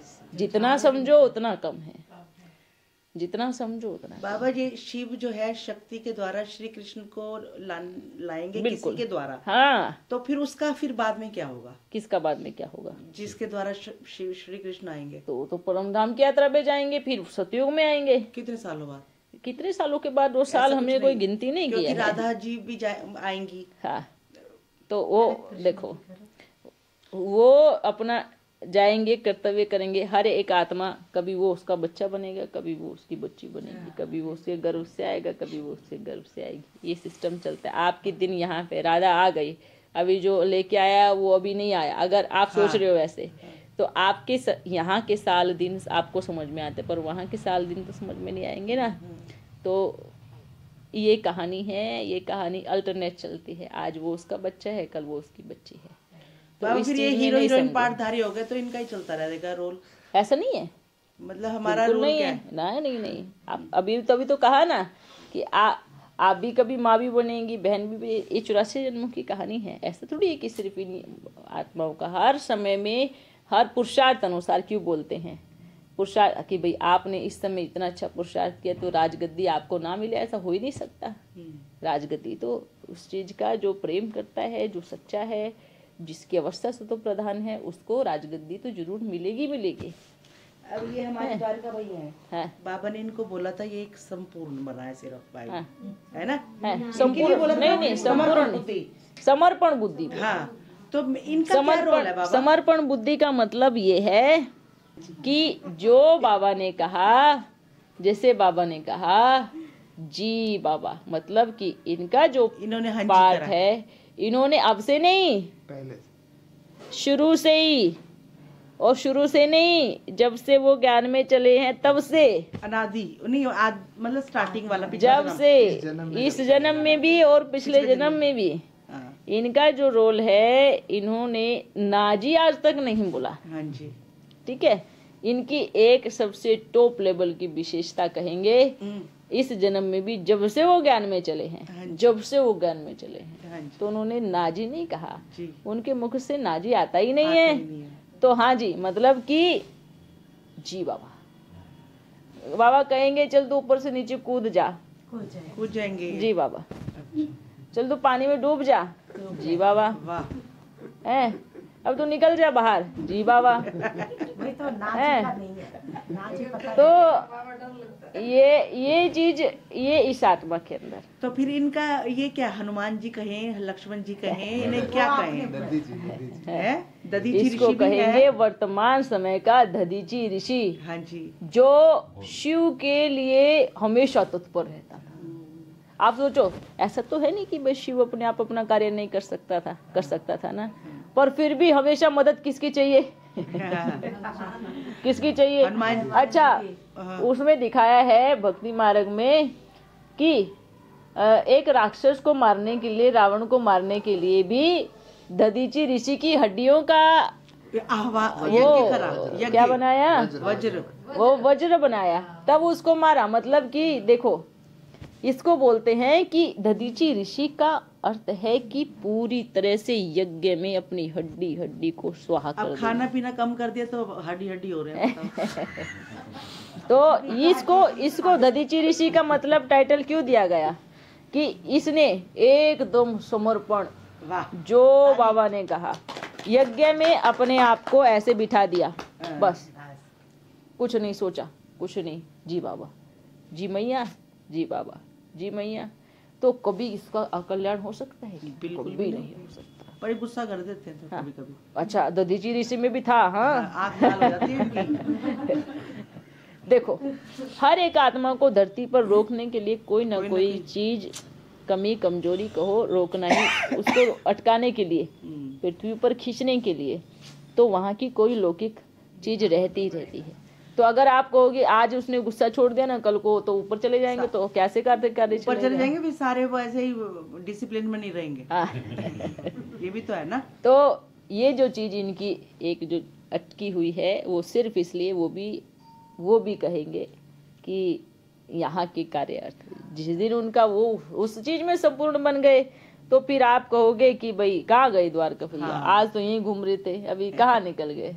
तो अभी ऊपर से ज्यादा जरूरत इनकी यहाँ पर है, यहाँ है ना? जब यहाँ पर जरूरत, कैसे जरूरत नहीं होगी, जब तक है तब तक अब इनकी जरूरत यहाँ पे, और जब ऊपर होगी तो ऊपर मिला लेंगे। हम तो इधर भी मिलेंगे तो ऊपर भी मिलेंगे। है, आपको डर लगता है? नहीं, कूदने से डर नहीं लगता, तो मरने से क्या डर लगेगा? बाबा, तो इस आत्मा की विशेषता है। तो देखो, आगे क्या जिसको बनेंगे शिव ये? बाबा ने बोल दिया, है, आगे क्या रोल है इनका? आपको क्या चाहिए? मतलब बहुत अच्छा होगा ना, 8 की बालक के दाने हो सकते हैं ये, अगर इतनी आप प्रशंसा के पात्र हैं अगर ये। हाँ, नहीं क्या मैं सब गलत हूँ? बिल्कुल 108 की माला का भी बनका हो सकता है। हाँ, हैं? अच्छा। 8 वाली तो- भी कोई और ही है ना। ठीक बाबा, है। ये जो दादी जानकी और दादी गुलजार जी हैं, ये बुजुर्ग होके शरीर छोड़ा है उन्होंने, बहुत ओल्ड एज होके। तो अभी भी उनका वही ओल्ड एज टाइप है या कोई कहते हैं ना जवान हो जाते हैं, क्या हो देखो, जाता है वहाँ पे? वो ऊपर सब जाकर शरीर के फरिश्ता बनने के बाद, अब जैसे कि हम इधर शरीर में आए हैं, हाँ। तो हमारा तो वो पुराने वाला ही चलेगा। हाँ? हाँ। अब जब वो आत्माएं आएंगी तो उनका भी वही, लेकिन जब यहाँ से बाहर निकल जाते हैं, हाँ जी। तो ऐसा नहीं है कि भाई वही चलेगा, वो एकदम जो, जैसे कि इस शरीर में अभी हम आए, तो इस शरीर की हाइट के अनुसार, इनकी स्थिति के अनुसार, तो वो चीज थोड़ा सा डाउन हो जाती कहोगे। पर जब हम अपने रूप में आते हैं, फरिश्ता रूप में, तो थोड़ी रहेंगे हाँ ऐसे चल रहे हैं ना, ऐसे बोल रहे हैं ना, ये थोड़ी होगा। अच्छा। वो तो पूरा एकदम फरिश्ते संपूर्ण सीधा अपना ऐसे होगा। ये तो जो भी फर्क आता है इस शरीर में रह करके आता है। अच्छा। ठीक है। बाहर निकलने के बाद तो कैसे फर्क आएगा? वहाँ तो बस उड़ रहे हैं ना। बूढ़े का पता, बूढ़े का पता तो खांसी भी होगी, तो खांसी होगी तो दवाई भी चाहिए, तो कैसे बूढ़े हो सकते हैं वहाँ पर, है ना?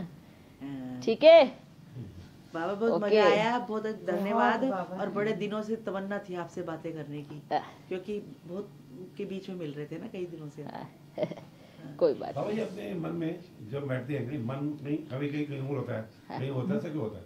मतलब कुछ सोचते हैं, कोई यहाँ है कोई वहाँ है, अपने आप मन बात करता है, कैसा क्यों होता है? अपने मन में अपने आप से बात करते हैं। मतलब कुछ कहीं और होता है, कुछ सुन रहे हैं, अपना कहीं दिमाग तो आपके चल रहा है, लेकिन जो अंदर फीलिंग होती है कहीं वो चल रही है, कुछ और कह रहा है, कुछ और कह रहा है। ये चीजें आपकी कई जन्मों से कहो या इस जन्म से कहो, सब स्टोर है। अब जैसे कि चल रहे हो, घूम रहे हो, फिर रहे हो, तो आपको कुछ समझ में नहीं आएगा, पर जैसे ही बैठोगे आपको ऐसी ऐसी बातें याद आ जाएंगी जो कभी आपने सोची भी नहीं होंगी।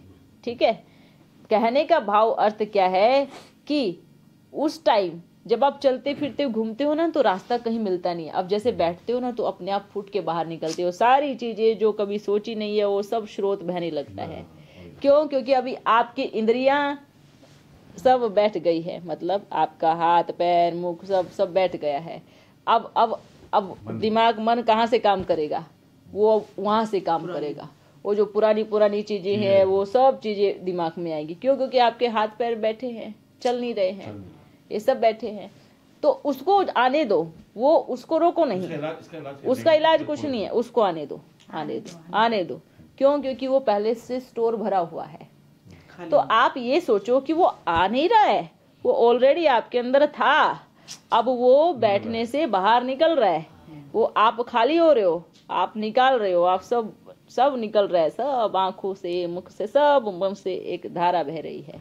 और कुछ समय में अपनी आंखें बंद करो, बाबा को कहो, बाबा अभी मेरे मन को पूरा शांत करके आप अपनी शक्तियों से भरपूर।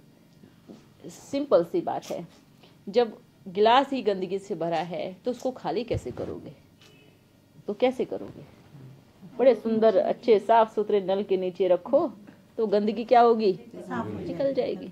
तो जैसे अब आपकी याद में बैठते हो, आगे बैठते हो जा करके, तो मानो आप साफ सुथरे नल के नीचे बैठ गए हो। अब जैसे जैसे साफ सुथरा पानी अंदर आएगा तो गंदगी बाहर जाएगी। अब आपको लग रहा है कि वो आ रही है, पर वास्तव में वो जा रही है, वो बाहर निकल रही है। आपको फील हो रहा है कि वो आ रही है, वो आ नहीं रही है, वो जा रही है। क्यों? क्योंकि आप किसके सामने बैठे हो? बड़े सुंदर नल के सामने बैठे हो, पवित्रता के सागर में बैठे हो। तो वो जब आता है तो बुराई तो बाहर जाएगी। तो आपको वो आ रही है वो नहीं दिखाई दे रही है, पर वो जो जा रही है वो दिखाई दे रही है। क्यों? क्योंकि जो आ रही है ना वो भी फोर्स में है, पर जो जा रही है वो उससे भी ज्यादा फोर्स में है। आने वाली आपको दिखाई नहीं दे रही है, पर जो जाने वाली है वो आपकी नजरों में आ रही है। क्यों नजरों में आ रही है वो आपकी? क्योंकि वो आपने पहले समेटा हुआ था, आपने सब किया हुआ था, तो वो याद आ रहा है, मतलब वो बाहर और बैठ के ऑब्जर्व नहीं किया था, जा रहा है। अब बैठ के ऑब्जर्व हो रहा है हमारे तो वो आप कभी मत सोचना बैठने से वो चीजें कहीं से आएंगी, कहाँ से? वो जो आपने किया है वही तो बाहर जा रहा है ना, तो वो निकल रही है, गंदगी साफ हो रही है। बस बैठे रहो, चलने दो, बैठे रहो, बैठे रहो, बैठे रहो। हाँ, कुछ थोड़ी कमजोरी लगेगी, क्योंकि जब इतनी सारी चीजें, जब शरीर का क्या होता है, चीजें निकलती है तो क्या होता है शरीर का कमजोरी, हल्कापन। आप जब शरीर को साफ करते हैं कुछ डाल करके, हाँ, नेचुरोपैथिक जब करते हैं तो उसमें शरीर में से गंदगी और अच्छी चीजें भी कुछ बाहर निकलती हैं, डिटॉक्स करते हैं। तो जब बुरी चीजें निकलती है तो कमजोरी तो थोड़ी लगती है ना। और बोलते बाबा को याद के थोड़ा मन थका थका लग रहा है, थोड़ा सो जाता हूँ, है ना। क्यों? क्योंकि बहुत गंदगी बाहर निकली है तो थक गई है आत्मा, और फिर क्या होता है, थोड़ा सो जाता है। अब सोने से आपको शक्ति मिलेगी, अब फिर उठोगे तो एकदम फ्रेश लगेगा। तो कहने का अर्थ क्या हुआ कि आपकी साफ सफाई, आपके जो टॉक्सिन है वो क्या हुए, निकल गए। इसलिए बाबा के आगे बैठना जरूरी है, सफाई बैठना जरूरी ही है। बैठोगे नहीं तो सफाई नहीं होगी। बैठना बहुत जरूरी है। मुरली पढ़ना बहुत जरूरी है। पढ़ोगे नहीं तो अंदर जाएगा नहीं, अंदर जाएगा नहीं तो गंदगी बाहर निकलेगी नहीं। मुरली एक दवाई है, गोली है, एक प्याला है, जो पियोगे तो आपका पेट, कैसे जब पेट खराब होता है तो दवाई पीते हैं, कितने पीते, तो फिर क्या होता है, सब गंदगी बाहर। ऐसे ही आत्मा का जब पेट में मुरली नहीं जाएगी तब तक गंदगी बाहर नहीं जाएगी। फिर हाँ, वो बाहर नहीं जाएगी। तो ये बहुत गहरी चीजें हैं, समझने की है। बस समझो उस चीज को, जितना समझोगे मन इतना ही साफ होगा। ठीक है, जैसे बाबा नाली में जैसे कोई पत्थर पड़ा है तो सब ब्लॉक हुआ पड़ा है ना, हाँ, तो पत्थर निकाल दो तो सब निकाल फ्लो दो, बाहर। सब फ्लो बाहर। ऐसे बाबा की हाँ। योग ऐसा है। शंकर जी केवल 2 ही है बाबा की और भी है? शंकर जी 2 ही हैं तो 2 मतलब 3 है। 3 का मतलब क्या है? मतलब शंकर जी जो है वो 3 है या फिर? देखो, इस चीज में हमें जाना नहीं है, इस चीज को नहीं पूछो। ठीक है, बस यही कहेंगे कि जो नीचे है और जो ऊपर है, ये 2 है, ये अपना अपना कार्य कर रहे हैं। ठीक है, रही बात कि बाबा अपने पास क्या रखता है वो आप नहीं जान सकते। ठीक है, उस चीज को जानो नहीं, क्योंकि हर समय में अपना अपना सब बाहर निकल के आता ही है। बस अभी तो ये सोचना है आपको कि नीचे का भी रोल चल रहा है, ऊपर का भी, दोनों से वो बजाएगा। जब वो बजाएगा तब 2 ही होंगे, याद रखना। जब वो रोल प्ले करता है वो 3 से नहीं करता, 2 से ही करता है। ठीक है, नीचे ऊपर, नीचे ऊपर, 3 से नहीं करेगा। 3 से जरूरत ही नहीं है उसको 3 की। याद रखो, जब वो रोल प्ले करता है उस समय 2 ही होते हैं, ऊपर नीचे। तीसरा उस समय बीच में नहीं आता है। उसका जब पार्ट बजता है तो ऐसे बजता है, 2 से ही बजता है। डमरू ऐसी बजती है ना, ऊपर नीचे। बाबा डमरू कैसे बजती है? सही सीरियल में भी अच्छा एग्जांपल दिया है। वीरभद्र भी तो दिखाते हैं सीरियल में। बिल्कुल दिखाते तो हैं। वीरभद्र एकदम डरावना फेस होता है उसका। तो वो उसकी कहानी क्या है वीरभद्र की? उसकी कहानी क्या मतलब करोगे? वो कौन सा तीसरा शंकर है क्या? उसकी कहानी क्या करोगे सुन के? बता दो। आप बस ये सोचो कि ड्रामा बहुत कल्याणकारी है। अब जितना बाबा ने मेरे सामने पत्ता खोला था वो बताया है। अभी आगे का वो जब बताएगा तब हम लेके आएंगे। ठीक है, ठीक है। हाँ, अपने तरीके से आपको जो सोचना है, पर ये भी मत सोचना कि ये फिक्स है, ये ठीक है। जब आगे बाबा खोलेगा तब बताएंगे। ये बात सही बोला है, जैसे डमरू बजता है ऊपर नीचे, ऊपर नीचे बजाते हैं बाबा, हम है बजा ना। के देखे थे। डमरू के पार्ट 2 ही होते हैं, पर जो बजाने वाला होता है वो एक होता है। कोई और शिव होता है, इधर उधर घूमता है। गोली होती है ना, देखा? ऊपर एक भी छोटा सा गोला। जो उसके दोनों तरफ के पार्ट होते हैं वो 2 पार्ट होते हैं, और वो जो बजाती है वो गोली एक ही होती है। डम कभी इधर, डम कभी इधर, डम। कभी इधर, कभी इधर। अब समझ में आया? वेरी गुड बच्ची, बड़ा अच्छा मंथन किया। क्यों? इसलिए एक बार कि हमने यही शंकर का यही पार्ट बजता है। इसलिए डमरू का भी यही आप बोल सकते हो कि जब डमरू बजाएगा तो दोनों वो गोली कभी इधर, कभी कभी इधर, कभी उधर, कभी इधर, कभी उधर। मतलब विनाश का जो कार्य होगा, तो विनाश का भी साथ में श्री कृष्ण के आने का मतलब नीचे शंकर, ऊपर, दोनों को बजाएगा। कभी नीचे। ठीक है, डमरू ऐसे बजेगा ना। तो अब जब डमरू बजेगा तभी तो बोलते हैं ना, जब डमरू बजता है तब विनाश होता है, ऐसे बोलता है ना।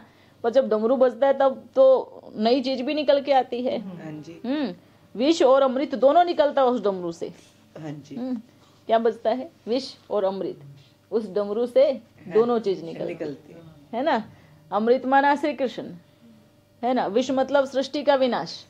ये दोनों बजती है। वो बजाती है कि गोली है दोनों को? मतलब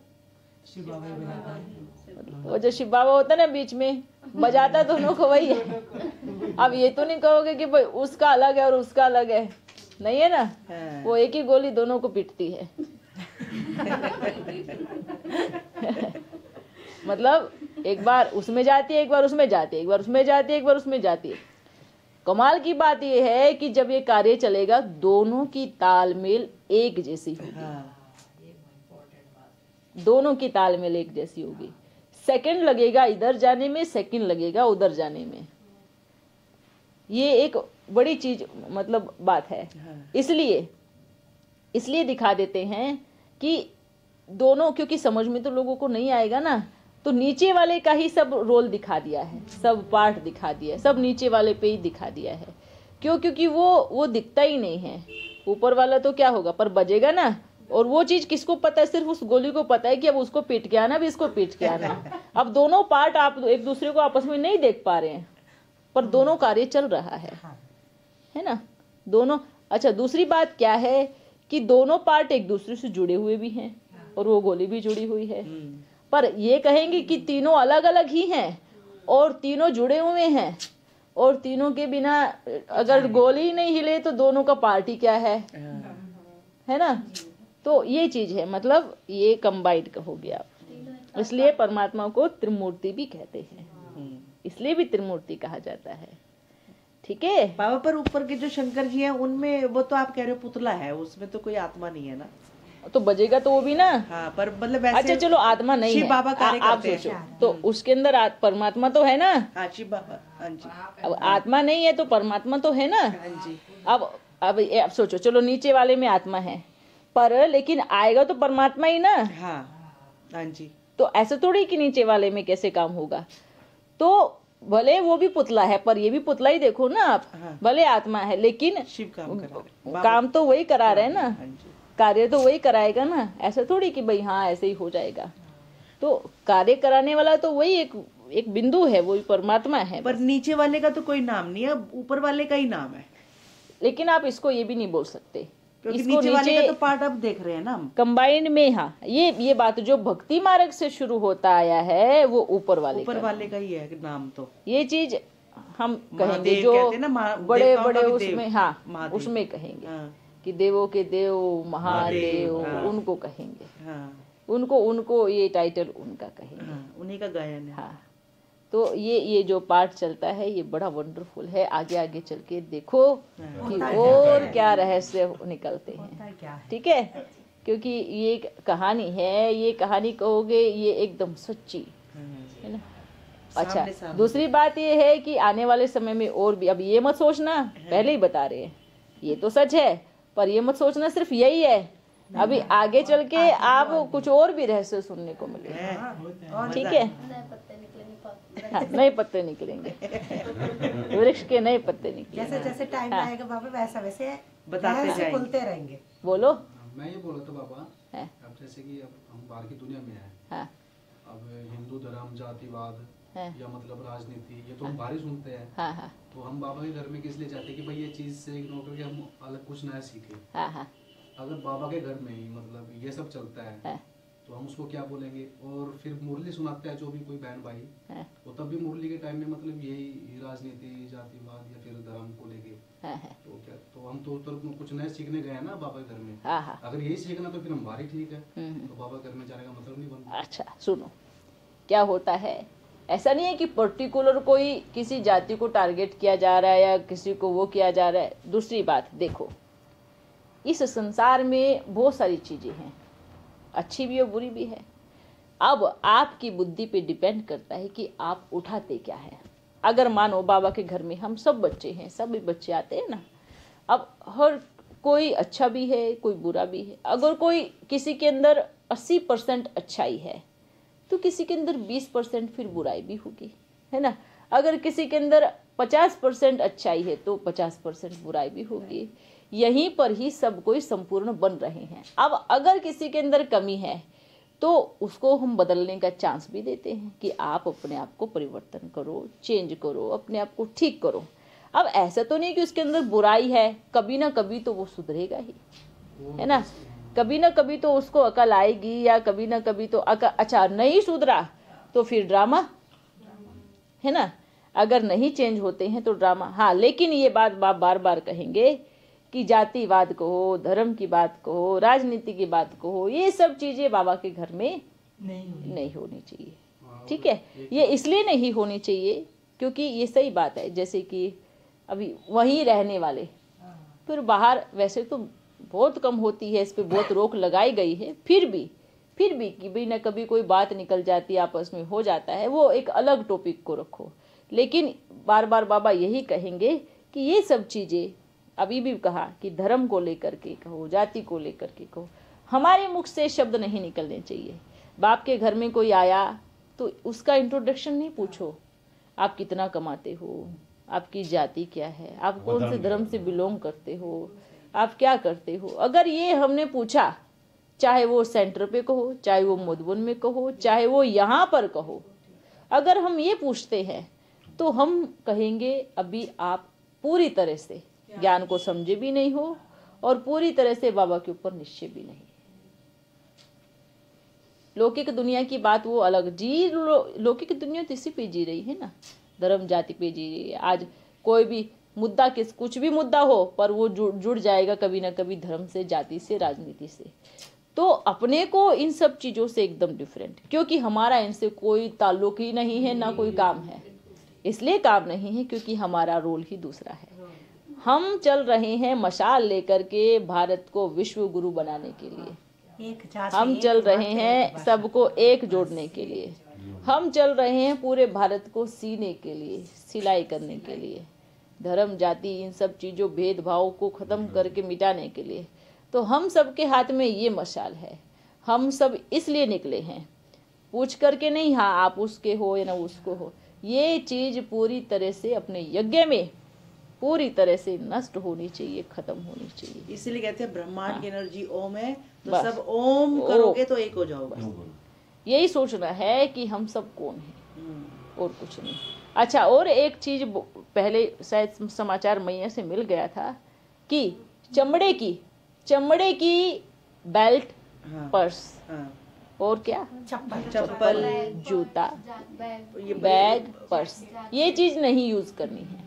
अच्छा, इसका लॉजिक क्या है? चमड़े की, किसी पशु को, मरे हुए पशु की खाल लेकर के हम घूम रहे हैं, ठीक है, क्यों? ये सही नहीं है। पहले तो मरे हुए पशुओं को खाल निकालते थे, लेकिन अब मार करके उनकी चमड़ी निकाल करके उनका जूते, चप्पल, पर्स, कपड़े, वस्त्र सब बनाया जाता है, ठीक है। ये चीज कतई नहीं हो, क्योंकि आप देखो, एक नॉनवेज को काटने वाला, मतलब एक काटने वाला और एक खाने वाला, दोनों में क्या हो गया है ना। तो आपको क्या करना है, कोई भी बाप का ये सबको संदेश है, चारों तरफ ये मैसेज जाए कि जो भी बाबा के बच्चे को हो, चमड़े की कोई भी चीज यूज ना करे। इसलिए ना करे क्योंकि एक पशु की मरी हुई खाल को हम ओढ़ के चल रहे हैं। अच्छा, फिर बोलते हैं क्या भेड़ के बालों की शॉल यूज कर सकते हैं? बिल्कुल कर सकते हैं, क्योंकि भेड़ को मार करके उसके बाल नहीं निकाले गए हैं। जी जी, हाँ जी, ठीक है, भेड़ के बालों को उतारा गया है, हाँ जी, उसको निकाल करके उसकी ऊन या उसके वस्त्र बनाए गए हैं। वो कोई बात नहीं, वो फिर भी चलेगा, है ना। लेकिन चमड़े का कोई भी चीज यूज नहीं करे, ठीक है। इसको भी कहोगे आप नॉनवेज खाते हैं, खाते मतलब कि पहनना, आप पहन रहे हो, है ना, आपने धारण तो किया, अपने शरीर पे तो लगाया। अच्छा, क्या होता है चमड़े की पहचान? थोड़े समय में उसमें वो लग जाती है, फंगस लग जाती है। अच्छा, जो चमड़े का होता है ना, थोड़े समय में उसको बंद करके रखोगे तो दिखाई देने लगेगी, गलने लगेगा, फंगस लगने लगेगी, वो फटने लगेगा, क्योंकि चमड़ा भी ज्यादा समय थोड़ी कैसे चलेगा। तो सभी बच्चों को बेल्ट हो, पर्स हो, अपनी बेल्ट दूसरी चीज की लो, है ना, कोई और भी कपड़े की भी आती है या कुछ और चीज की भी आती है। तो इन सब चीजों को अपने से अलग करो, और उनको चाहे कोई भी चीज हो, कुछ भी छोटी से छोटी चीज भी चमड़े की नहीं होनी चाहिए, ठीक है, ओके। और कई रेस्टोरेंट भी चलाते हैं बाबा इसका, नॉनवेज वाला, वो तो बहुत चलाते हैं, कहीं क्या, आज तो हर गली में देख लो, घर में देख लो, इसका मतलब ये बना के देती है, हाथ में तो लेती है ना चीज को, नहीं, बिल्कुल नहीं। उसके लिए मार भी खानी पड़े तो भी चलेगा, पर नहीं बना के भी नहीं देना है, ये चीज ध्यान रख लो। जिसको जो करना है वो बाहर जाके करे, बनने भी नहीं देना अपनी रसोई में, अपनी रसोई में नो एंट्री। भंडारा भगवान का है और उस भंडारे में अगर किसी को मार के काट के बनाया जाए तो वो भंडारे में कभी अन्न नहीं आएगा, एक न एक दिन वो खल्लास हो जाएगा। क्यों? किस लिए? तो लक्ष्मी नहीं है, ना धन नहीं है, हाँ। नहीं क्यों? कैसे आएगा? क्योंकि वो जो भंडारा है उसमें क्या होना चाहिए देखो, इसलिए बोलते हैं साफ सफाई सच्चाई। तो इस चीज को थोड़ा सा ध्यान रखें, ठीक है? कई घर में नहीं बनाते लेकिन बाहर से बना हुआ लेकर के आकर के खाते, ये भी गलत है, ये भी गलत है। बिल्कुल गलत है। गलत है। आया तो घर में ही है ना, घर में तो भले घर में नहीं आना चाहिए, जिसको खाना है बाहर जाके खाए। जिनकी आदत खराब है, जिनकी और जो नहीं मानते हैं, कोशिश करो कि नहीं खाए, लेकिन कोई नहीं मानते हैं तो घर के अंदर एंट्री नहीं होनी चाहिए। बाबा जो ब्रश करते हैं ना, टूथब्रश जो होता है वो भी जो सुअर होता है ना, उसके बालों को खींच खींच के निकाला जाता है बॉडी में से। सुनो स्किन में से काटते हैं, खींचते नहीं है। मैंने ना कईयों सुअरों को खींचते हुए देखा है पहले बचपन में। देखो जरूरी नहीं, देखो जरूरी नहीं है कि सिर्फ उसी के ही बालों की बनाई जाए, सिर्फ उसी की और भी तो बनती है ना। हाँ, प्लास्टिक की बनती है, वो तो पहले बनाए जाते थी किसी किसी चीज की। और कमाल की बात क्या है, जो चमड़े से बनाई जाती वही चीज महंगी मिलती है। कमाल की बात है, देखो सबसे घटिया चीज सबसे महंगी है, सबसे महंगी चीज। बाबा हम हैदराबाद गए थे ना, तो वहाँ पे एक लगा रखा था भाई ने, इसने भी देखा था, सारी वो बकरे होते ना, उनकी स्किन पड़ी हुई थी सारी। कोई वो तो सब, ये तो सब जगह हाल है, ठीक है? ओके बाबा एक वो जो नीचे के शंकर के बाजे से भी बाबा बात करेंगे। देखो ये चीज, ये आपको कहें कि वो है किस लिए, है ना, बात करने के लिए ना। वो किस लिए आए, वो लिया, वो शरीर किस लिए लेंगे, वो बताओ किस लिए लेंगे? मतलब हमें समझाने के लिए, हमें आगे वो शरीर किस लिए लेंगे? वो श्री कृष्ण को लाने के लिए लेंगे वो शरीर। और रही बात शिक्षाओं की, आगे चल के ये भी होगा, है ना? तो इस चीज में आप बच्चे थोड़ा भी ध्यान नहीं दो, क्योंकि बाबा अपने आप जो भी करेंगे आगे चल के वो बहुत अच्छा करेंगे, है ना? क्योंकि सब कुछ हमें भी पता है, बोलते हैं मन ही मन में सब घूम रहे हैं, पर जिस दिन बाबा अपने आप नहीं आकर के बिठाएंगे तो हम क्या करें? क्योंकि वो बाबा क्या होता है ना, सही समय, सही मौका और सही चीज का इंतजार करता है ना? वो भी सारे छोटे छोटी कर्म बंधन को तोड़ करके ही हाथ रख देता है। लेकिन हम लोग उतावले हो जाते हैं जब थोड़ी सी बच्चे हैं ना, बालक हैं। नहीं वो क्यों? क्योंकि देखो वो परमपिता परमात्मा है ना, वो हाथ कैसे रखेगा? वो हाथ तब रखेगा जब अंदर के अंदर सूक्ष्म के सूक्ष्म बंधन को भी तोड़ेगा, है ना? वो बाबा बड़ा कल्याणकारी है, इसलिए पार्ट बड़ा अच्छा है। हाँ, आना दृष्टि देना वो तो पार्ट चलेगा ही। ठीक है बच्चों, फिर मिलते हैं।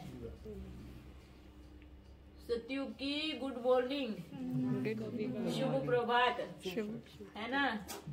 दिल्ली में राजा शासन करने वाले हैं, आप आएंगे ना, आपका इंतजार है। दिल्ली का राज्य चालू होने वाला है, पर पहले दिल्ली की सफाई होगी, है ना? ऐसे ऐसे घरों में हम राजा नहीं करने वाले, जैसे हीरो से सोने से बने हुए महल, मोती से जुड़े हुए हीरे, जहाँ एक लाइट मारी तो हजारों लाइट निकल के बाहर आती है। ऐसा समय भी आने वाला है। ओके,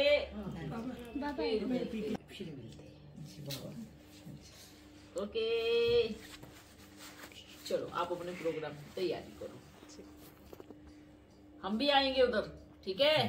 हाँ, सबको देखते हैं, सब गाँव वाले तो बोलेंगे अरे इसमें क्या हो गया, ये तो ऐसी नहीं थी, कौन से बाबा आ गए?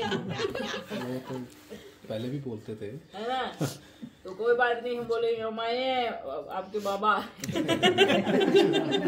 क्योंकि क्या होता है ना, जो आत्मा जन्म लेती है जहाँ पर, उसका नहीं, फिर उसको देखते हैं तो अरे इसमें क्या आ गया, कौन सा भूत आ गया, कौन सी आत्मा आई है, थोड़ा लगता है ना, पर लेकिन उद्धार तो करना ही है ना। अब किसी के घर में राम पैदा हो जाए तो उसको थोड़ी पता है कि ये क्या है, वो तो ये समझेगा ना मेरा बेटा है, ऐसे समझेगा ना। किसी घर में हनुमान पैदा हो जाए तो क्या कहेंगे, उसका भाई थोड़ी मानेगा, बोलोगे तुम्हारा भाई हनुमान है, तो मानेगा क्या हनुमान है, नहीं मानेगा ना। तो ऐसे ही गांव में जो पैदा होता है तो कहेंगे तुम्हारे घर में आदि शक्ति आई है, शिव की शक्ति आई है, पूरे गांव में कहोगे तो गांव वाले मानेंगे क्या? नहीं, ये तो हमारे सामने खेलती कूदती थी, गाती थी, नाचती थी, या वहां जाती थी, उधर जाती थी, आदि शक्ति कैसे हो सकती है ना। तो ऐसे यही चीज होती है। कोई किसी के घर में पैदा होता है, कोई कुछ भी होता है तो कोई मानता नहीं है, पर लेकिन उद्धार तो करना होता है ना। अब जब ये प्रोग्राम हो जाएगा, जब विनाश का सीन आएगा तो उनको सबको दिखाई देगा कि आपके गांव में आदि शक्ति का जन्म हुआ था। पूरे गांव को समझ में आएगा कि इस घर में यहाँ या इस स्थान पे वो चीज, वो शक्ति आई थी और वो चली गई है। इशारा भी मिला है ना, और इशारा भी मिला था, वो सबको उद्धार करके गई है ना। फिर सब इस तरीके से पूजा करने लग जाएंगे। तो यही होता है कि किसी के घर में कोई महान आत्मा आती है ना तो कोई जल्दी से भरोसा नहीं कर पाता। ये चीज हो, ये सिर्फ इनके साथ नहीं है, ये सबके साथ, ये हमारे साथ को हो है। अब हमारे थोड़ी चाचा को पता था कि भाई ये वो है, नहीं तो पीटते थोड़ी गाली थोड़ी, दुकान पे कुटाई थोड़ी करते हैं, ऐसे थोड़ी होता है। वैसे थोड़ी पेटी उठा उठा करके झाड़ू लगाते या उनकी दुकान साफ करते, उनका ये सब कुछ करते, या फुटपाथ में सोते, या उधर बोरी में सोते, कहीं पर भी सोते, ऐसा थोड़ी होता है ना। अब वो थोड़ी कहेंगे कि भाई ये ऐसे थे ना वैसे, वो तो अगर उनको पता हो जाता तो वो हमारी पूजा करते हैं। तो यही चीज होती है, चाहे जीसस क्राइस्ट हो, चाहे महात्मा बुद्ध हो, न चाहे कोई भी हो, जितनी भी धर्म की आत्माएं आई सबको गालियां ही मिली। वो जाने के बाद ही उसका पवार मिल जाता है। हाँ, बस जाने के बाद उसकी महिमा हो रही है। पहले धुलाई फिर पूजा। हाँ, पहले धुलाई करते हैं। इसलिए अच्छा, जो समय रहते समझ जाए वही महान आत्मा। देखो जीसस के साथ कितने मुट्ठी भर लोग थे उस टाइम, थोड़े से। गुरु नानक के साथ कौन थे? उन्हीं के 2-4 परिवार वाले, मर्दाना और वो एक और, है ना। तो कहने का भाव अर्थ क्या है, अगर उस समय आप साथ दो, उस समय उसके साथ कदम से कदम मिला के चलो, आपका इतिहास में नाम होता है। अभी भी हमारे परिवार है ना। हाँ बिल्कुल। तो इसलिए ये चीज दिमाग में बिठा लेनी है कि बाद में पूजा करने वाले तो फिर तो आप भीड़ के भेड़ हो, क्या कहोगे? भीड़ के भेड़। लेकिन जो शेर होता है ना, शेर की टीम, भीड़ में आने वाले, वो क्या चलती है? अकेले चलती है ना। तो इसलिए अपने आप को भीड़ के भेड़ कभी नहीं बनाना है कि हाँ थाली लेके पूजा आरती में खड़े हैं, ऐसा नहीं करना है। सब जो पूजा करने वाले हैं ना बच्चे, पता है जो मंदिरों में लाइन लगी है, सब भीड़ के भेड़ है। जो ये सब आते हैं ना एक दूसरे को देख करके, अच्छा जब पहले तू देख क्या तेरे को निश्चय हो जाएगा तो फिर मैं जाऊंगा। वो क्या है? वो भीड़ के भेड़ है। जब पहले जब तेरे को निश्चय हो जाएगा ना, फिर मेरे को बताना, फिर मैं भी, फिर वो सोचेगा नहीं ये तो एक ही है, एक दो को और भेज के देखते हैं, एक दो को और भेज के देखते हैं। वो क्या करते हैं, वो सोचते हैं कि मैं राजा हूँ और मैं दूसरों को भेज के परख रहा हूँ, पर वो जितना बड़ा अपने आप को राजा समझता है ना, वो प्रजा में चला जाता है, और जिसको वो प्रजा बनाकर चेक करने के लिए भेजता है ना, वो राजा बन जाता है, वो महान बन जाता है। अब वो कहता है भाई हाँ बाबा है, तो वो बन गया राजा। बोलता नहीं अभी आपकी बात पे भरोसा नहीं करूंगा, पहले एक दो को और भेज देता हूँ, मतलब एक दो की और प्रजा बन जाता हूँ। तो कहीं तो फिर कहीं ठीक से ऑब्जर्व नहीं करते, बोलते रहते हैं, मैसेज देते रहते हैं। कोई बात नहीं, अगर महान कर्तव्य में गाली ना मिले तो वो महान हो ही नहीं सकता। ये बात हमेशा याद रखना। अगर श्रेष्ठ कर्तव्य में ग्लानि ना हो तो वो श्रेष्ठ कर्तव्य कभी नहीं कहलाया जाएगा। ये चीज यहाँ खोपड़ी में बिठा लेना। और जिसको सब श्रेष्ठ बोले वो तो एक दिन फूट ही जाता है ना। अब जैसे कौन, राम रहीम, सब वाह वाह वाह वाह वाह, क्या किया जेल में, वाह वाह वाह, पहले वाह वाह वाह, फिर वाह वाह वाह, यही हुआ ना। तो पहले तो सबने बहुत बुरा वाह वाह वाह वाह बटोरी, पिक्चरों में आने सबने बोला हाँ महान है महान है महान है। फिर क्या हुआ बाद में, क्या हुआ बाद में? उसकी सीरियल भी बनी आश्रम। देखो उसका सारा गाड़ा भर गया और फिर वो क्या होना, हरियाणा में मतलब जो चाहता था ना वही होता था। बस सरकार जिसकी उसने सोच अब जैसे मतलब उसी की कौन था, आसाराम भी था कोई एक, तो उसने भी क्या किया, बड़ा नाचता कूदता था, फिर लास्ट में क्या हुआ, नाचता था बाबू। मतलब ये ऐसा नहीं है कि उनको गाली नहीं मिलती है। जैसे कि अभी को कितने बच्चे साथ खड़े, पर कितने विरोध में भी तो है, गाली भी दे रहे हैं, साथ में भी है।